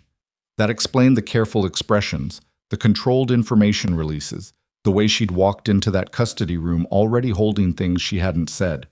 It didn't resolve everything, but it clarified the shape of what they were standing in. The second name, Vivian said. She looked at the man across the table. Who is it? He held her gaze. Open the file. She opened it. The name was Petra Solano, Director of Administrative Compliance for the Research Division, a name that was invisible in all the ways that mattered. Compliance directors generated paperwork, not attention. Solano had been the structural mechanism through which Merck's authorizations had been processed, documented, and buried under the kind of administrative layering that made audits slow and corrections slower. 2 people, one with institutional gravity, one with bureaucratic invisibility. Together they had built something that had run for 4 years without detection. Vivian set the tablet down. We need to move on this tonight, she said, before whoever accessed that terminal has a chance to reach either of them. Okafor was already on her phone. But what followed was not a clean operation. Vivian had been part of enough of them to know that clean operations existed almost exclusively in briefs and after-action reports, where the friction and the wrong turns and the moments of genuine uncertainty got edited into a coherent narrative. What actually happened was messier, faster, and required more improvisation than any plan accounted for.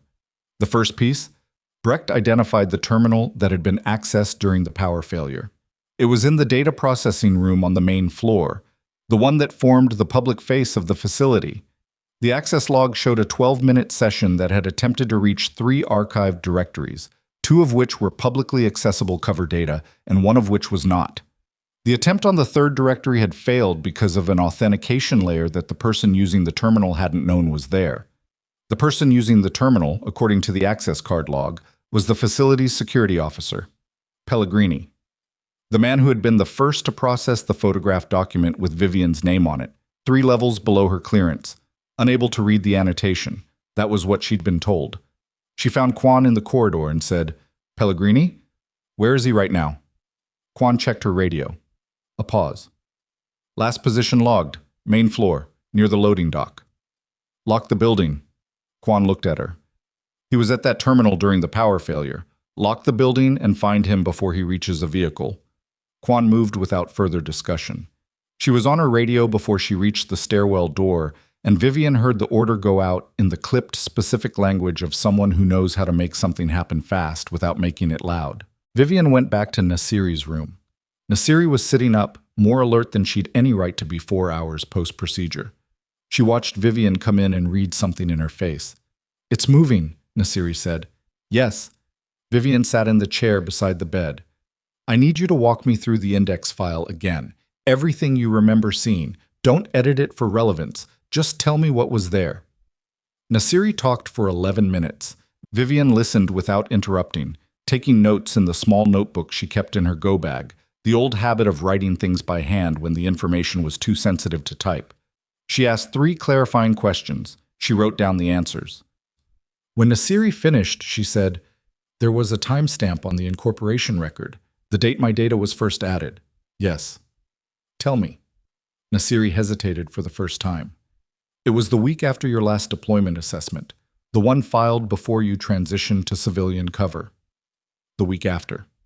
Someone had waited until she was out of operational reach, settled into a civilian context, without the real-time oversight that came with active deployment status, and then incorporated her data into a research program she'd never consented to. The timing wasn't coincidental. The timing was strategic. "Thank you," Vivian said, and meant it in a way that had nothing to do with pleasantness. She stood up. Nasiri caught her arm. "I didn't know it was wrong," Nasiri said. "Not at first. By the time I understood, I'd already been inside it long enough that leaving felt—" She stopped. "I thought moving the data would make it disappear. I didn't understand that disappearing it was the worst choice." Vivian looked at her hand on her arm, then at her face. "You opened the index file." "Yes." "You didn't have to. You could have moved the package without looking." "I know." "Then whatever you thought you were doing when you started, somewhere in the middle of it, you changed your mind." She gently removed Nasiri's hand from her arm. "That's going to matter when this goes to review." She left before Nasiri could respond. Pellegrini was found in the eastern stairwell, 11 minutes after the lock order, with a satellite communicator in his jacket pocket that had no business being in a secure facility and every evidence of having been used in the past hour. He didn't run when Quan's team found him, which was either composure or resignation. He sat down on the stairwell steps and put his hands on his knees and looked at the floor. Vivian was not present for the initial questioning. She was in the command vehicle with Okafor and Brecht, and the man whose real name had finally been confirmed through the biometric archive as Elliot Rand, a name that appeared in 3 years of buried operational records as someone who had done exactly what he claimed, built a case from inside the thing that had swallowed him. The satellite communicator's last transmission had been to a number that routed through 2 relay points before terminating at a cell tower in a suburb 40 minutes from where Deputy Director Harlan Merck lived. This was not proof of contact. It was a significant indicator. Okafor got on a secured line. Vivian listened to one side of the conversation. Okafor's side, which was controlled and precise and carried, in its precision, a specific quality of someone dismantling something they had partially built and now had to take apart correctly. 14 months of misplaced escalation. A flag sent to the wrong person. The particular self-accounting of someone who trusted a structure and is now holding the evidence that the structure had a hole in it they should have found sooner. The call lasted 8 minutes. When it ended, Okafor set the phone down. "Merck has been notified that he's subject to a formal review," she said. "He's been asked to surrender his credentials and remain at his residence pending. He's already gone." Brecht looked up. "Gone how?" "His resident security logged a departure 40 minutes ago. Single vehicle. He didn't take his official security detail." She paused. Solano's office has been locked and her access credentials suspended. She's currently in a meeting in a building across the city with no knowledge of what's happening here. She needs to stay in that building, Vivian said. Someone is making that call right now. Merc is more urgent. I know. Okafor rubbed the edge of her jaw with 2 fingers, a small, unguarded gesture that Vivian noted because Okafor didn't make many of those. I'm 3 calls away from having authority to put an intercept on his vehicle. 3 calls takes time. How much time? 40 minutes, minimum. He's already 40 minutes ahead. Yes. The room was quiet for a moment. Brecht was running something on one of his screens with the focused efficiency of someone who doesn't wait to be asked. His official vehicle has a tracker, Brecht said without turning around. The tracker logs are accessible through the division's operational system. If he's using the official vehicle and the security log says he left in a black sedan, which matches his official vehicle designation, I can request access to the log through the review authority. Do it, Okafor said. That's going to flag internally. I'm aware. A pause. Do it. He did it. The request went up. The response came back in 9 minutes, which was faster than expected, which meant someone on the other end of the system was also paying attention to Harlan Merck tonight. The tracker showed a vehicle moving north on a highway route that led, if you stayed on it long enough, toward the Canadian border.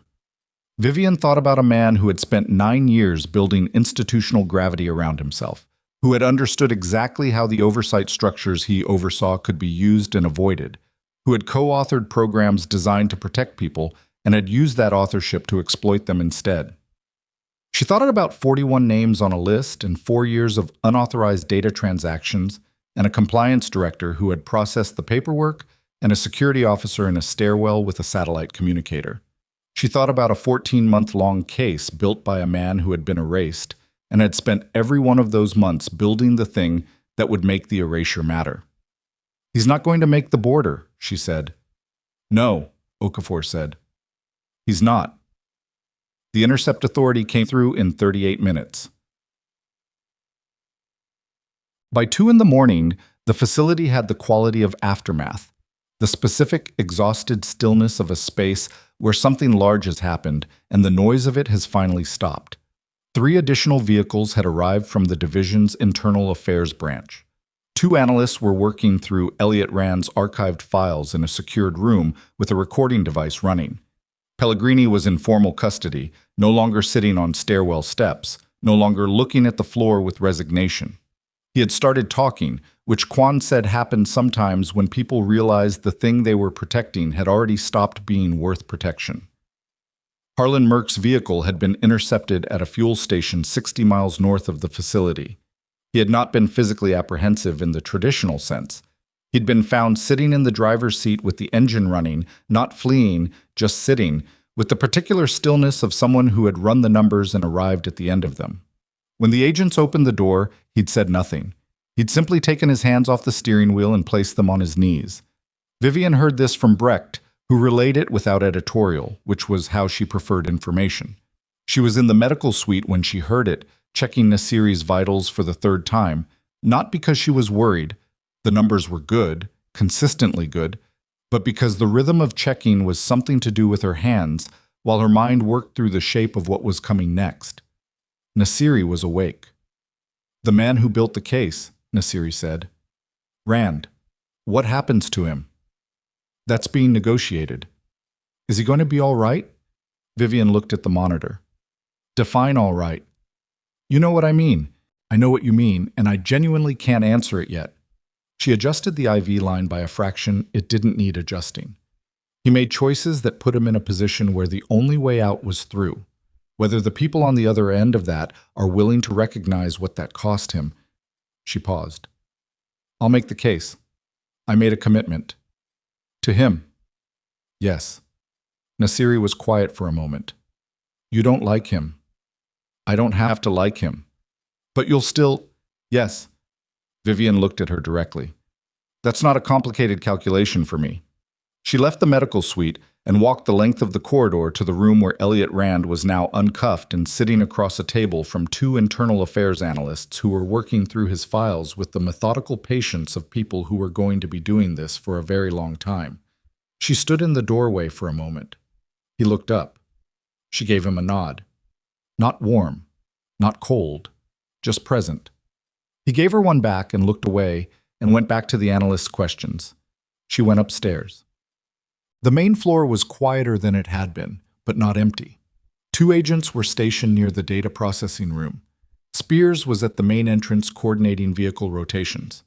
The night outside the facility's narrow windows was very dark. No ambient light from nearby towns, just the tree line and the sky. And somewhere in that sky, a weather system moving in from the northwest that Vivian had been told about hours ago and had not had a single moment since to account for. She found Okafor near the facility's main communications station, on the phone. She waited. When Okafor ended the call, she looked at Vivian with an expression that was, for the first time in the hours since the helicopter landing, something close to unguarded. "The review board is convening at 9 tomorrow morning," Okafor said. "They're requesting your testimony." "In what capacity?" "Affected party. An expert witness." She paused. "Both." That was unusual. The 2 roles were generally kept separate because of the obvious conflict of interest. The fact that the board was combining them suggested that whoever was driving the review had decided that the conflict of interest was less concerning than having someone in the room who understood the full scope of what had been done. "There's something else," Okafor said. Her voice carried the specific weight of someone who has been holding a piece of information and has finally reached the moment to release it. Vivian waited. "The footage from Dalton Street." Okafor looked at her steadily. "The clip that's still running on the one platform that declined the hold request. Overnight, it's reached 2.1 million views. The comments—" She stopped. "I don't need to read the comments." "No, but you need to know that the story went sideways in a direction we didn't anticipate." Okafor picked up a tablet from the communication station and turned it toward Vivian. The clip was still the one she'd seen described. Woman in scrubs, patrol car, handcuffs. But the coverage had evolved. Someone had done research. A reporter at a regional outlet had identified her by name, Vivian Marsh, 7-year trauma nurse at Harlow General, and had found her nursing record. The nursing record was public enough to confirm her employment, but not enough to reveal anything classified. The article had been written by someone trying to defend her. The problem was the paragraph at the bottom. The reporter had found a source, unnamed, described as a former government employee, who had confirmed that Vivian Marsh had military medical ties and that her detention had been an error. The source had been trying to help. The source had said just enough to make the story real and just enough to make the classified aspects of her background suddenly adjacent to a public news article that had been shared 200,000 times. Her cover wasn't just gone. It was gone in public. Vivian looked at the screen for a long time. Then she set it face down on the communications station and looked at the dark window at the far end of the room. She'd known, when the helicopter landed and Sandra Okafor had said you look terrible in that specific tone, that the shape of her life was going to look different after today than it had before it. She'd known it, and she'd filed it, and she'd done the work in front of her, the way she always did, because the work in front of her was always the most urgent thing. She just hadn't thought the change would happen like this. In a parking lot video that metastasized into a news article, written by someone who was trying to help, spread across 2 million screens by people who thought they were watching a story about a nurse who'd been mistreated. They weren't wrong. They just didn't know what else they were watching. She turned back to Okafor. "The review board at 9. What exactly do they need from me?" "Full account of your knowledge of the program, the data incorporation, the chain of authorization. RAND's files need a witness who can contextualize the medical data, and they need someone who can speak to what unauthorized research incorporation actually means in practice. Not legally, but humanly." "Yes." Vivian nodded. She looked at her watch. 6 hours until 9 o'clock. She had not slept. She had approximately 6 hours to become the kind of witness who could walk into a review board with the specific gravity that the situation required. "Is there somewhere I can sleep in this building?" she said. Okafor looked faintly surprised, which meant she'd expected a different question. "There's a break room on the 2nd floor. Wake me at 7. She turned toward the stairwell. "Vivian." She stopped. Okafor said, "The source in the article. The unnamed former government employee." She paused. "We ran the language against known contact patterns. The phrasing—" Another pause. Longer. We think it was Rand. Before he came in. Vivian stood with her back to the room and her hand on the stairwell door. Rand had been inside this operation for 14 months. He had built a financial archive, created a paper trail with her name on it for preservation purposes, timed a message to arrive at the exact moment she was in motion, and at some point before surrendering himself, he had also spoken to a reporter and said just enough to ensure that her name was in public circulation. She thought about why. She thought about a man who had been erased and had spent 14 months deciding what mattered. She thought about what it meant to build a case in the dark, with no guarantee that it would be received or believed, and what kind of insurance a person constructed when the only thing they had was information. He hadn't put her name in the article to protect her. He'd put it there to protect the case. If her name was in public circulation before the review board convened, it was harder, not impossible, but harder, for the board to quietly absorb the findings and bury the outcome. The public story created a pressure the review board would have to answer to, because there were 2 million people who now had a version of this story in their heads, and the version they had was incomplete, but it was there, and it would not go away. She understood the calculation. She didn't like it. Both of those things could be true, and she was too tired to hold the tension between them with any particular grace, so she just stood in the doorway for a moment and let them sit alongside each other. Then she went upstairs. The break room had a couch that was too short for her and a vending machine that was out of coffee. She lay down with her jacket over her like a blanket and stared at the ceiling in the dark and thought about 41 names on a list and a woman in a recovery bed who had opened an index file she wasn't supposed to see, and a man in a stairwell with a satellite communicator and a deputy director sitting in a car with his hands on his knees, and a patrol officer on Dalton Street who had asked for nothing except that she carry forward one piece of advice about the absence of expected reactions. She thought about 2.1 million people who had watched a clip of a woman in handcuffs and decided they knew the story. She closed her eyes. She was asleep in 4 minutes, which was not a record but was close to one, and in her sleep she did not dream about any of it. She dreamed about the cardiac patient from the morning shift, the 62-year-old man whose coworker had started compressions in a parking garage, and in the dream his monitor showed a clean, steady rhythm, and she was standing beside it watching the line move, and the line kept moving, and it was enough. At 6:53, Breck knocked on the break room door. "General Okafor says 7, he said through the door. "But there's a development." Vivian was already sitting up. "What kind of development?" "The reporter who wrote the article," Breck said. "She's here, at the gate. She says she has a second source, and the second source sent her something this morning that she won't transmit electronically." A pause with the quality of someone who has already formed an opinion about what he's about to say. "She says the document she was sent contains a name that isn't in Rand's archive." Vivian stood up. She put on her jacket. She looked at the vending machine across the room, with its absence of coffee, and made a decision about what she needed and what she was going to have to do without. "Let her in," she said. The reporter's name was Dana Whitfield, and she was younger than Vivian expected. Late 20s, wearing a jacket that had seen rain recently, carrying a messenger bag that she held against her body with both arms, the way people held things they were not planning to surrender. She'd been walked from the gate by one of Spears's people and deposited in the main lobby, where she stood looking at the facility interior with the controlled expression of someone running a professional effort to not look impressed. Vivian came downstairs and looked at her from across the lobby. Whitfield looked back. "You're her," Whitfield said. Not a question. "I'm Vivian Marsh, yes." "I recognized you from the clip." She paused. "You look less handcuffed?" "I was going to say cornered." She adjusted the bag. "But yes, also that." Vivian crossed the lobby and stopped 6 feet from her, which was close enough for a real conversation and far enough to assess. Whitfield was tired in the specific way of someone who had been working on something urgently for hours and had not allowed herself to stop. Her eyes were sharp despite it. "You drove out here," Vivian said. "My source said it needed to be physical delivery. I don't usually take instructions from anonymous sources, but..." She paused.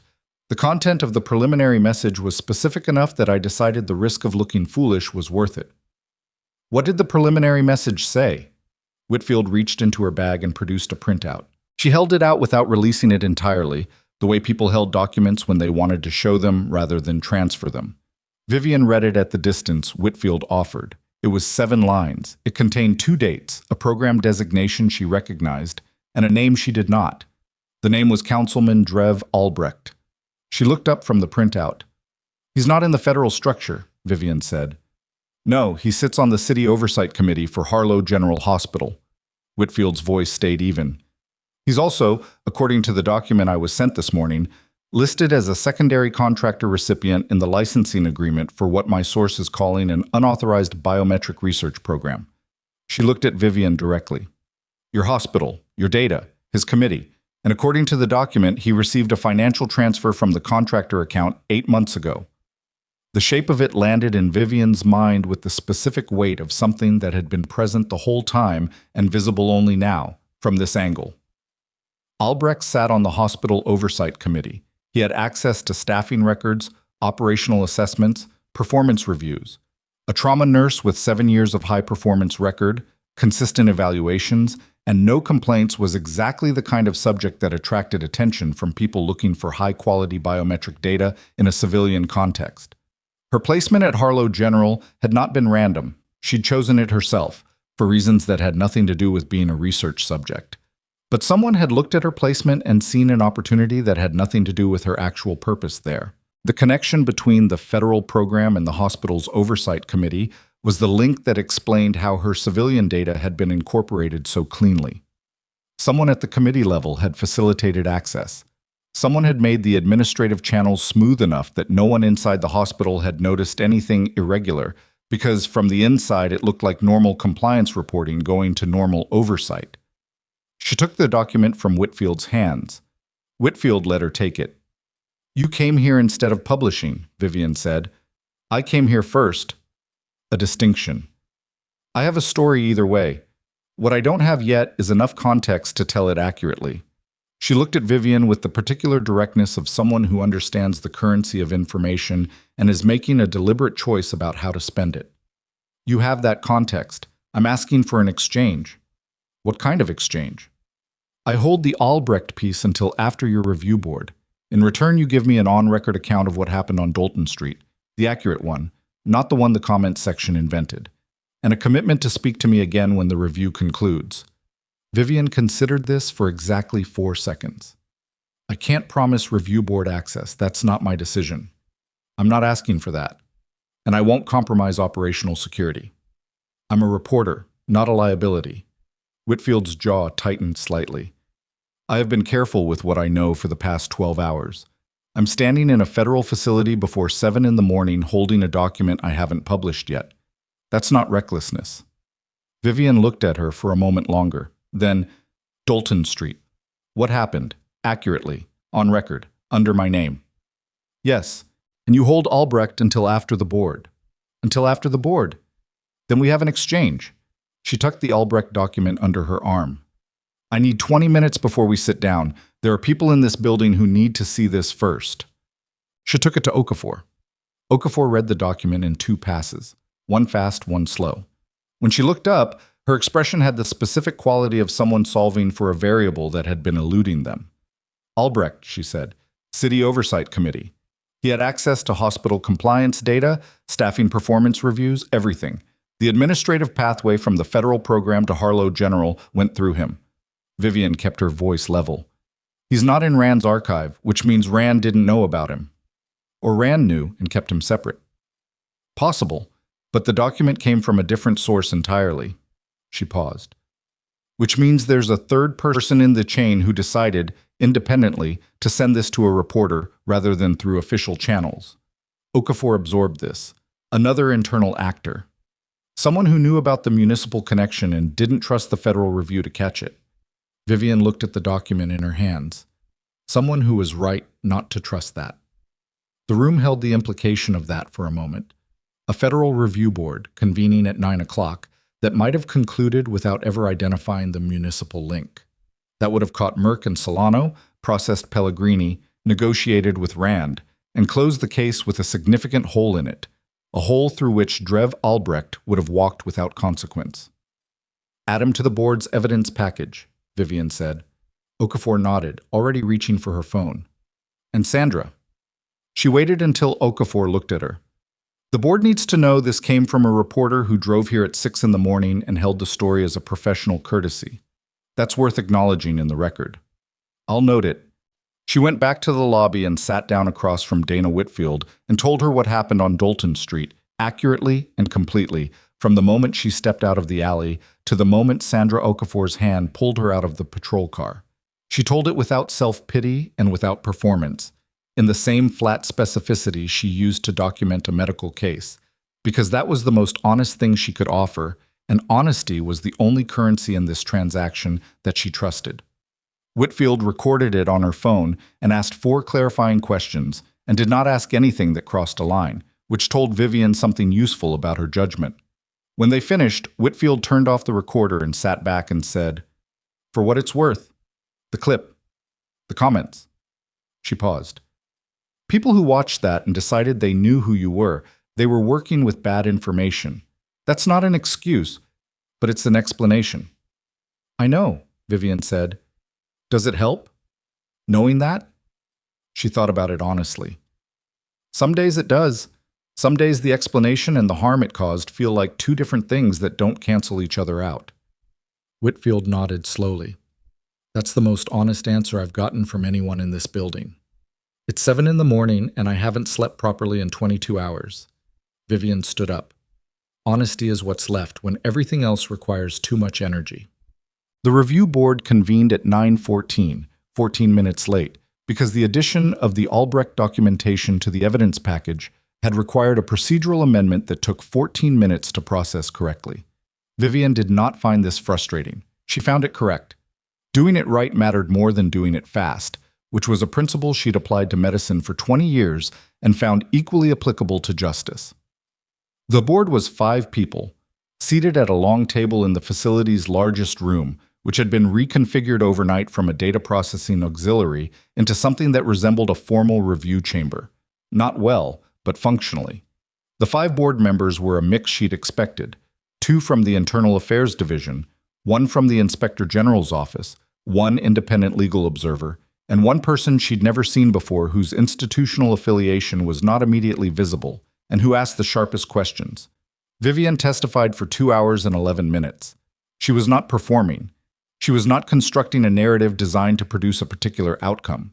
She told what she knew, in the order she knew it, with the specific clarity of someone who has processed information for most of their adult life, and understands the difference between what they observed and what they inferred.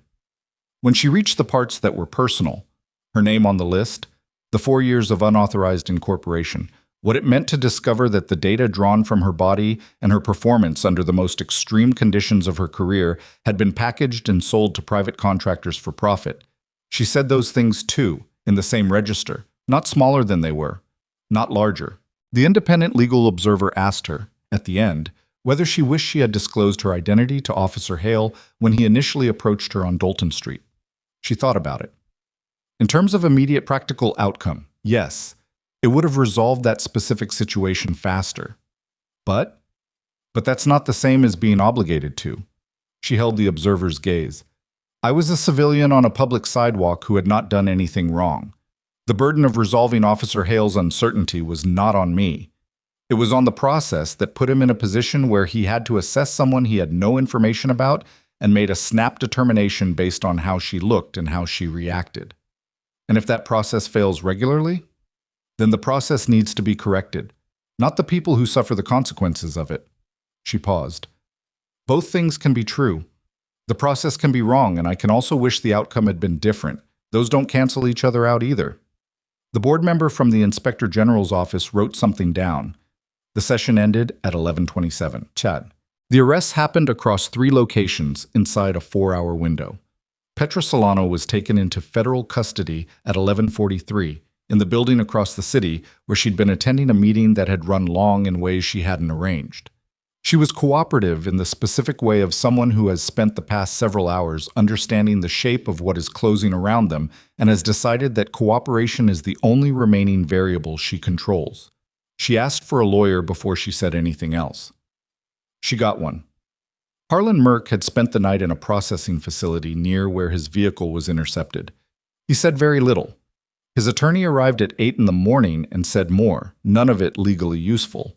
By noon, the formal charges had been filed: unauthorized research program, breach of data protection under classified operational status, misuse of oversight authority, and a financial fraud count related to the contractor licensing that his attorney immediately challenged, and that the charging document supported thoroughly enough that the challenge was unlikely to succeed. Drev Albrecht was reached by phone at 9:50, while Vivian was still testifying. He did not answer.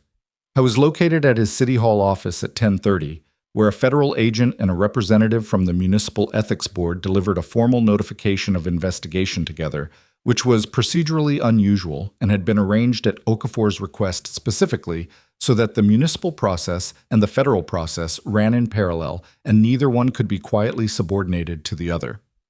Albrecht's attorney issued a statement by noon calling the investigation politically motivated. By 2 in the afternoon, 3 contractors who had received licensed data packages had been formally contacted by federal investigators. 2 of them immediately agreed to cooperate.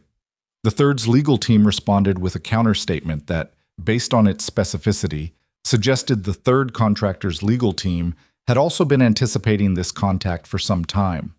Vivian heard most of this from Brecht, in installments, while she sat in the facility's break room and ate a sandwich that someone had left for her, and that she did not examine too closely because she was hungry enough that examination was a luxury.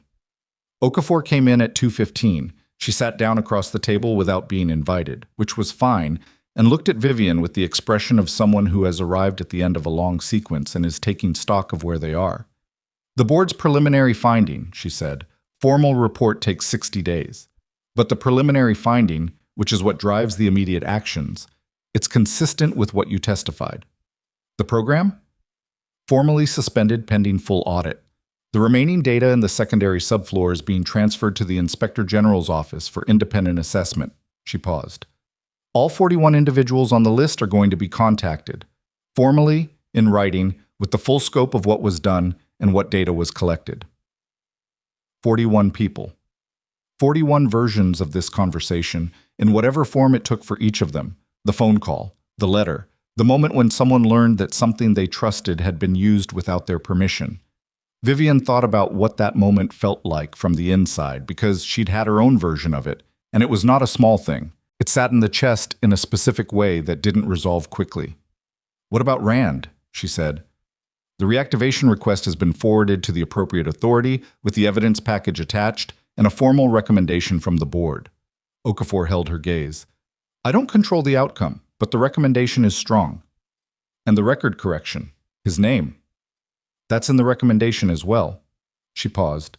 "You made the case." "I said I would." "I know." Okafor was quiet for a moment. "He's being transferred to a different facility this afternoon. He asked me to tell you something." Vivian waited. He said, "The absence of a thank you is not the absence of understanding." Okafor delivered it exactly, without editorial. "He said you'd know what it meant." She did. It meant he knew the things she'd done for him had cost something, and that he wasn't going to dress it in gratitude it didn't fit. It was, she thought, the most honest communication they'd had. "All right," she said. Okafor stood up. Then, at the door, she stopped. "The board's finding includes a section on your cover status. Given the public disclosure," she paused, "your current civilian cover is formally assessed as compromised. The board's recommendation is that you be offered a choice of reassignment." Vivian looked at her. "What kind of reassignment?" "That's part of what they want to discuss with you, formally. At a meeting, they're requesting you attend in the next 10 days. She paused. "The options aren't narrow, Vivian. That's all I can tell you right now." She left.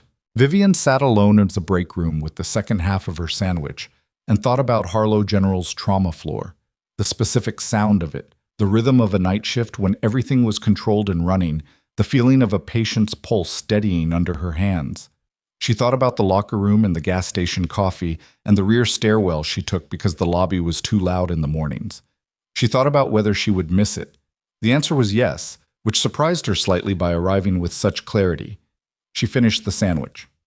Dana Whitfield's article ran 4 days later. It ran long, which Vivian expected, and it was accurate, which she had assessed as likely but had not been certain of until she read it. Whitfield had written it with the specific discipline of someone who understood that the story's power was in the facts, and that editorializing would only give people reasons to argue with the container instead of reckoning with the contents. The headline was plain. Federal program secretly used medical data from dozens of operatives without consent. Here's what we know. It named Merck and Solano. It named Albrecht, with the appropriate qualifier that investigation was ongoing.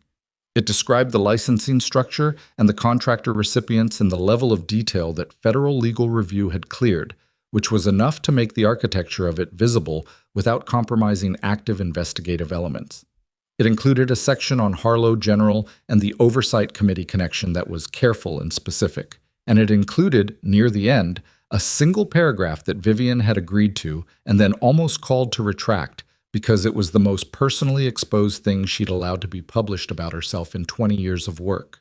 Vivian Marsh, the nurse seen in the widely shared Dalton Street video, was not resisting police when she was placed in handcuffs.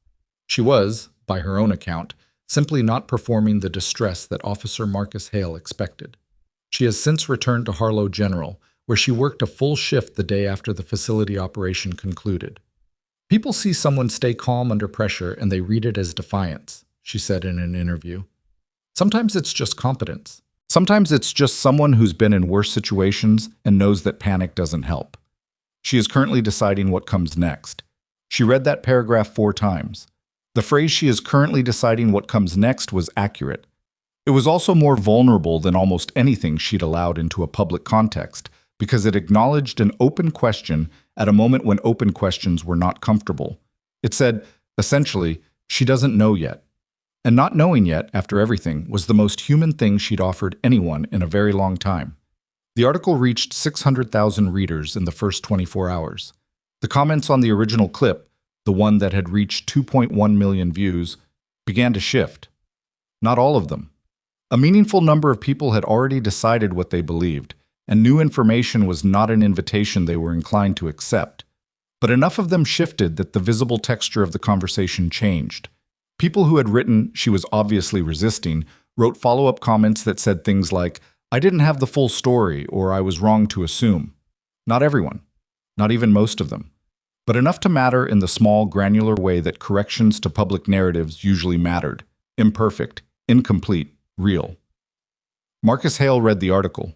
Vivian knew this because he left a comment on the platform where the clip was still running, which she saw only because someone sent her the screenshot. The comment was 8 words. "I made a bad call. I'm working on it." He hadn't tagged her, hadn't addressed it to anyone. He'd just put it there. She thought about the man on the stairwell steps, the one who'd said "you should be" when she told him she wasn't there to report him, and she thought about what it took to post something like that in public when you didn't have to. She didn't respond to the comment, but she read it twice. 3 weeks after the facility operation, Vivian Marsh sat in a conference room in a building she'd been to twice before, across a table from 2 members of the reassignment committee, and listened to the options they laid out. The options were not narrow, as Okafor had said. The first was a formal operational return, active status, cleared deployment rotation, the full structure of the life she'd had before the civilian cover, rebuilt with updated protocols in light of the program's breach. Full reinstatement, everything restored. The second was a hybrid position, a newly structured role developing oversight protocols for medical data use in classified research contexts. A position that had not existed before the review, that had been created specifically because the review had identified a gap in the oversight architecture that had allowed the program to run for 4 years without detection. The position sat at the intersection of her medical expertise and her operational experience, and it reported to a newly appointed independent inspector with no connection to the chains that had failed. The third was a full civilian transition, formal separation, cleared record, and a documented commendation for her role in the investigation that would accompany her into whatever she chose to do next. She sat with all 3 for a long moment. She thought about the trajectory that had started in the alley behind Harlow General when she'd made a reasonable decision to walk to her car and found herself in handcuffs on a sidewalk, while strangers filmed her humiliation and decided her story in real time with 30% of the information. She thought about what it cost to stay calm in that moment, not because she wasn't angry, but because she understood that the anger, deployed immediately, would only give the moment a shape that confirmed what the crowd already believed.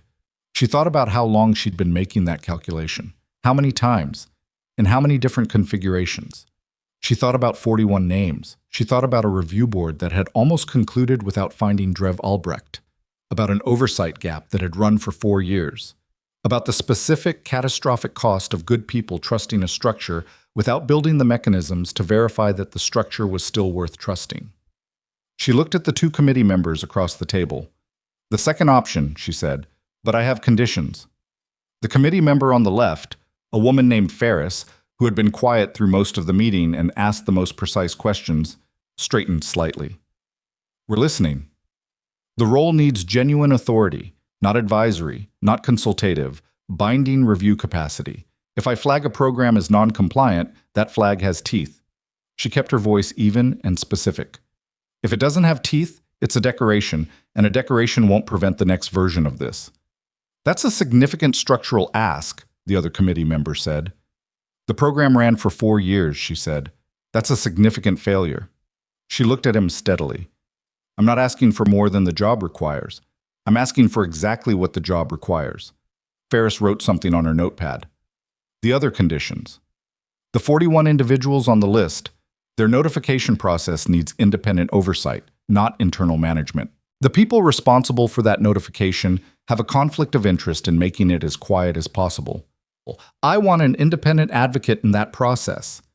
We can make that recommendation. I want it binding," Ferris wrote again. "And? RAND's reactivation and record correction. I want confirmation that it's been processed before I sign anything." The committee members exchanged a look.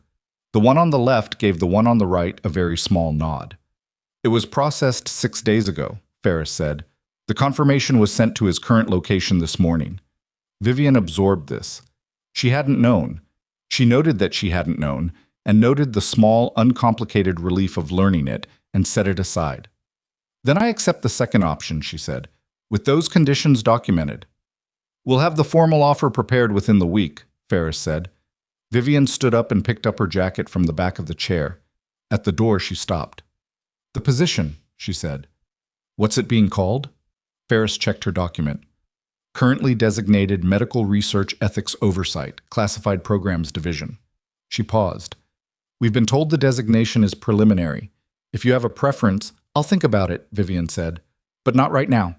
She went out into the corridor, which was plain and fluorescent lit and smelled like any government building anywhere, and she walked toward the elevator and pressed the button and waited. Her phone buzzed. A message from a number she recognized. Nasiri, who had been transferred to a different medical facility 3 weeks ago, and whom she had checked on twice through official channels, because it was the appropriate thing to do, and also because she found, despite everything, that she wanted to. The message said, "Heard through channels that you took the new role. Good. Someone who knows what it costs should be the one deciding what's allowed." Vivian looked at it for a moment, then she typed back, "How's the head?" The response came in 15 seconds. "Harder than expected. That's a good sign, I'm told." She put the phone in her pocket. The elevator opened. She stepped in. She went back to Harlow General that afternoon. Not to work. She'd submitted her formal leave of absence the week before. The transition to the new role would take time, and the hospital deserved proper notice and proper transition planning, not a gap filled by someone scrambling to cover shifts. She'd arranged it correctly because she arranged everything correctly, even the endings. She went back because there was one thing she'd left unfinished.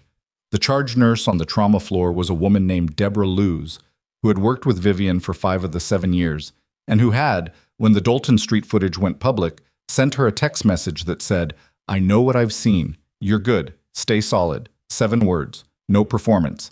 Exactly what was needed." Deborah was at the nurse's station when Vivian came through, and she looked up and then looked at her for a long moment with the expression of someone deciding whether to make a thing of it. She decided not to. "You look better than the clip," she said. "Lower bar than you might think," Vivian said. Deborah smiled.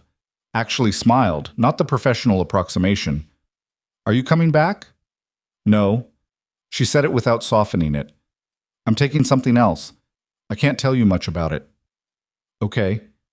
Deborah accepted this the way she accepted most things, practically, without demanding more than what was offered.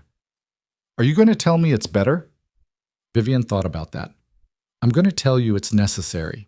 Whether it's better is going to depend on whether I do it right. That's the most Vivian Marsh answer I've ever heard. She spent an hour on the floor, not treating anyone, just walking it, checking in with people she'd worked beside, saying the things that endings required without making them larger than they were.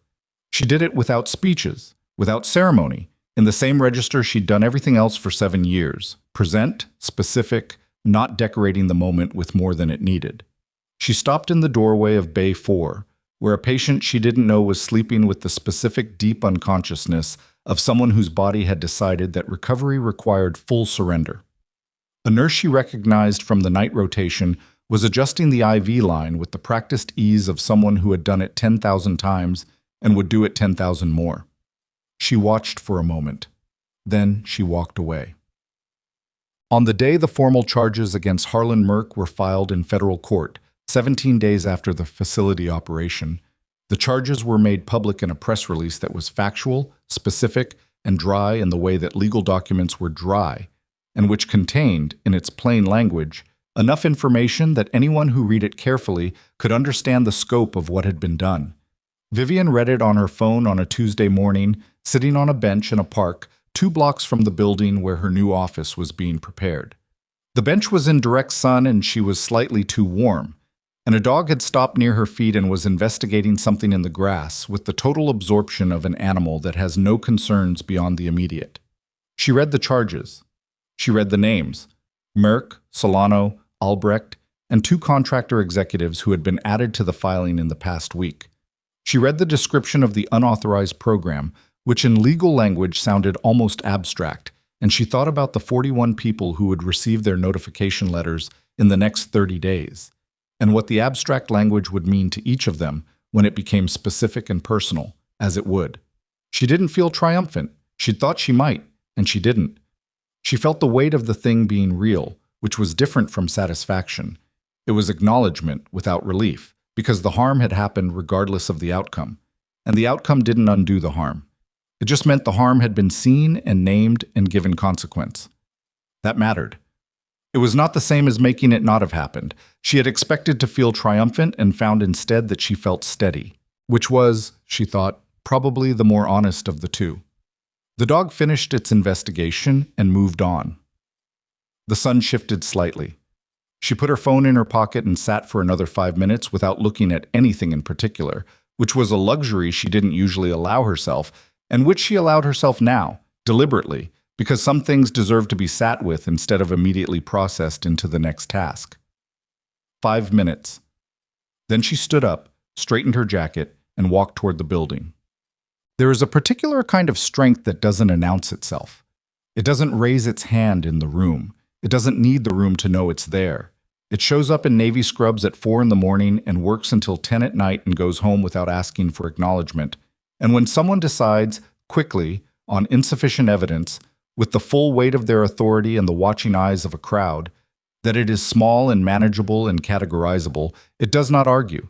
It does not perform indignation. It simply continues to be what it is, because what it is does not depend on being recognized. Vivian Marsh had understood this about herself for a long time, long enough that she'd stopped calling it a virtue and started calling it a fact. It wasn't noble. It wasn't strategic. It was just the shape of who she was. Someone who did the work because the work was there to be done, and who trusted that the truth was a durable thing, not because the world always rewarded it, but because it didn't require reward to remain true. What she had not fully understood, until the morning she stood in handcuffs on Dalton Street with strangers filming her, was how much it cost. Not the cuffs, not the crowd. Those were temporary. What it cost was the sustained effort of carrying a self that no one could see and being in situations again and again where the version of you that the world was willing to look at was the smallest possible version, and staying steady anyway, staying useful anyway. Not because it didn't hurt, but because the alternative, adjusting the self to fit the available recognition, was a subtraction she wasn't willing to perform. She had stood in that patrol car parking lot and been invisible in the most visible possible way, and she had not flinched, and it had not been effortless, and she was not going to pretend otherwise. But she had also walked out of that facility and into a review board and said the things that needed to be said, and she had not made them smaller than they were. And 41 people were going to receive letters, and 3 men and 1 woman were going to face consequences in public where they could be seen. And a new position existed now that had not existed before because the review had identified a gap, and she had said, "I'll fill it, but give it teeth."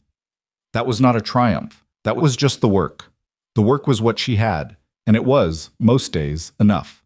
She walked through the door. She went up to her floor. She began.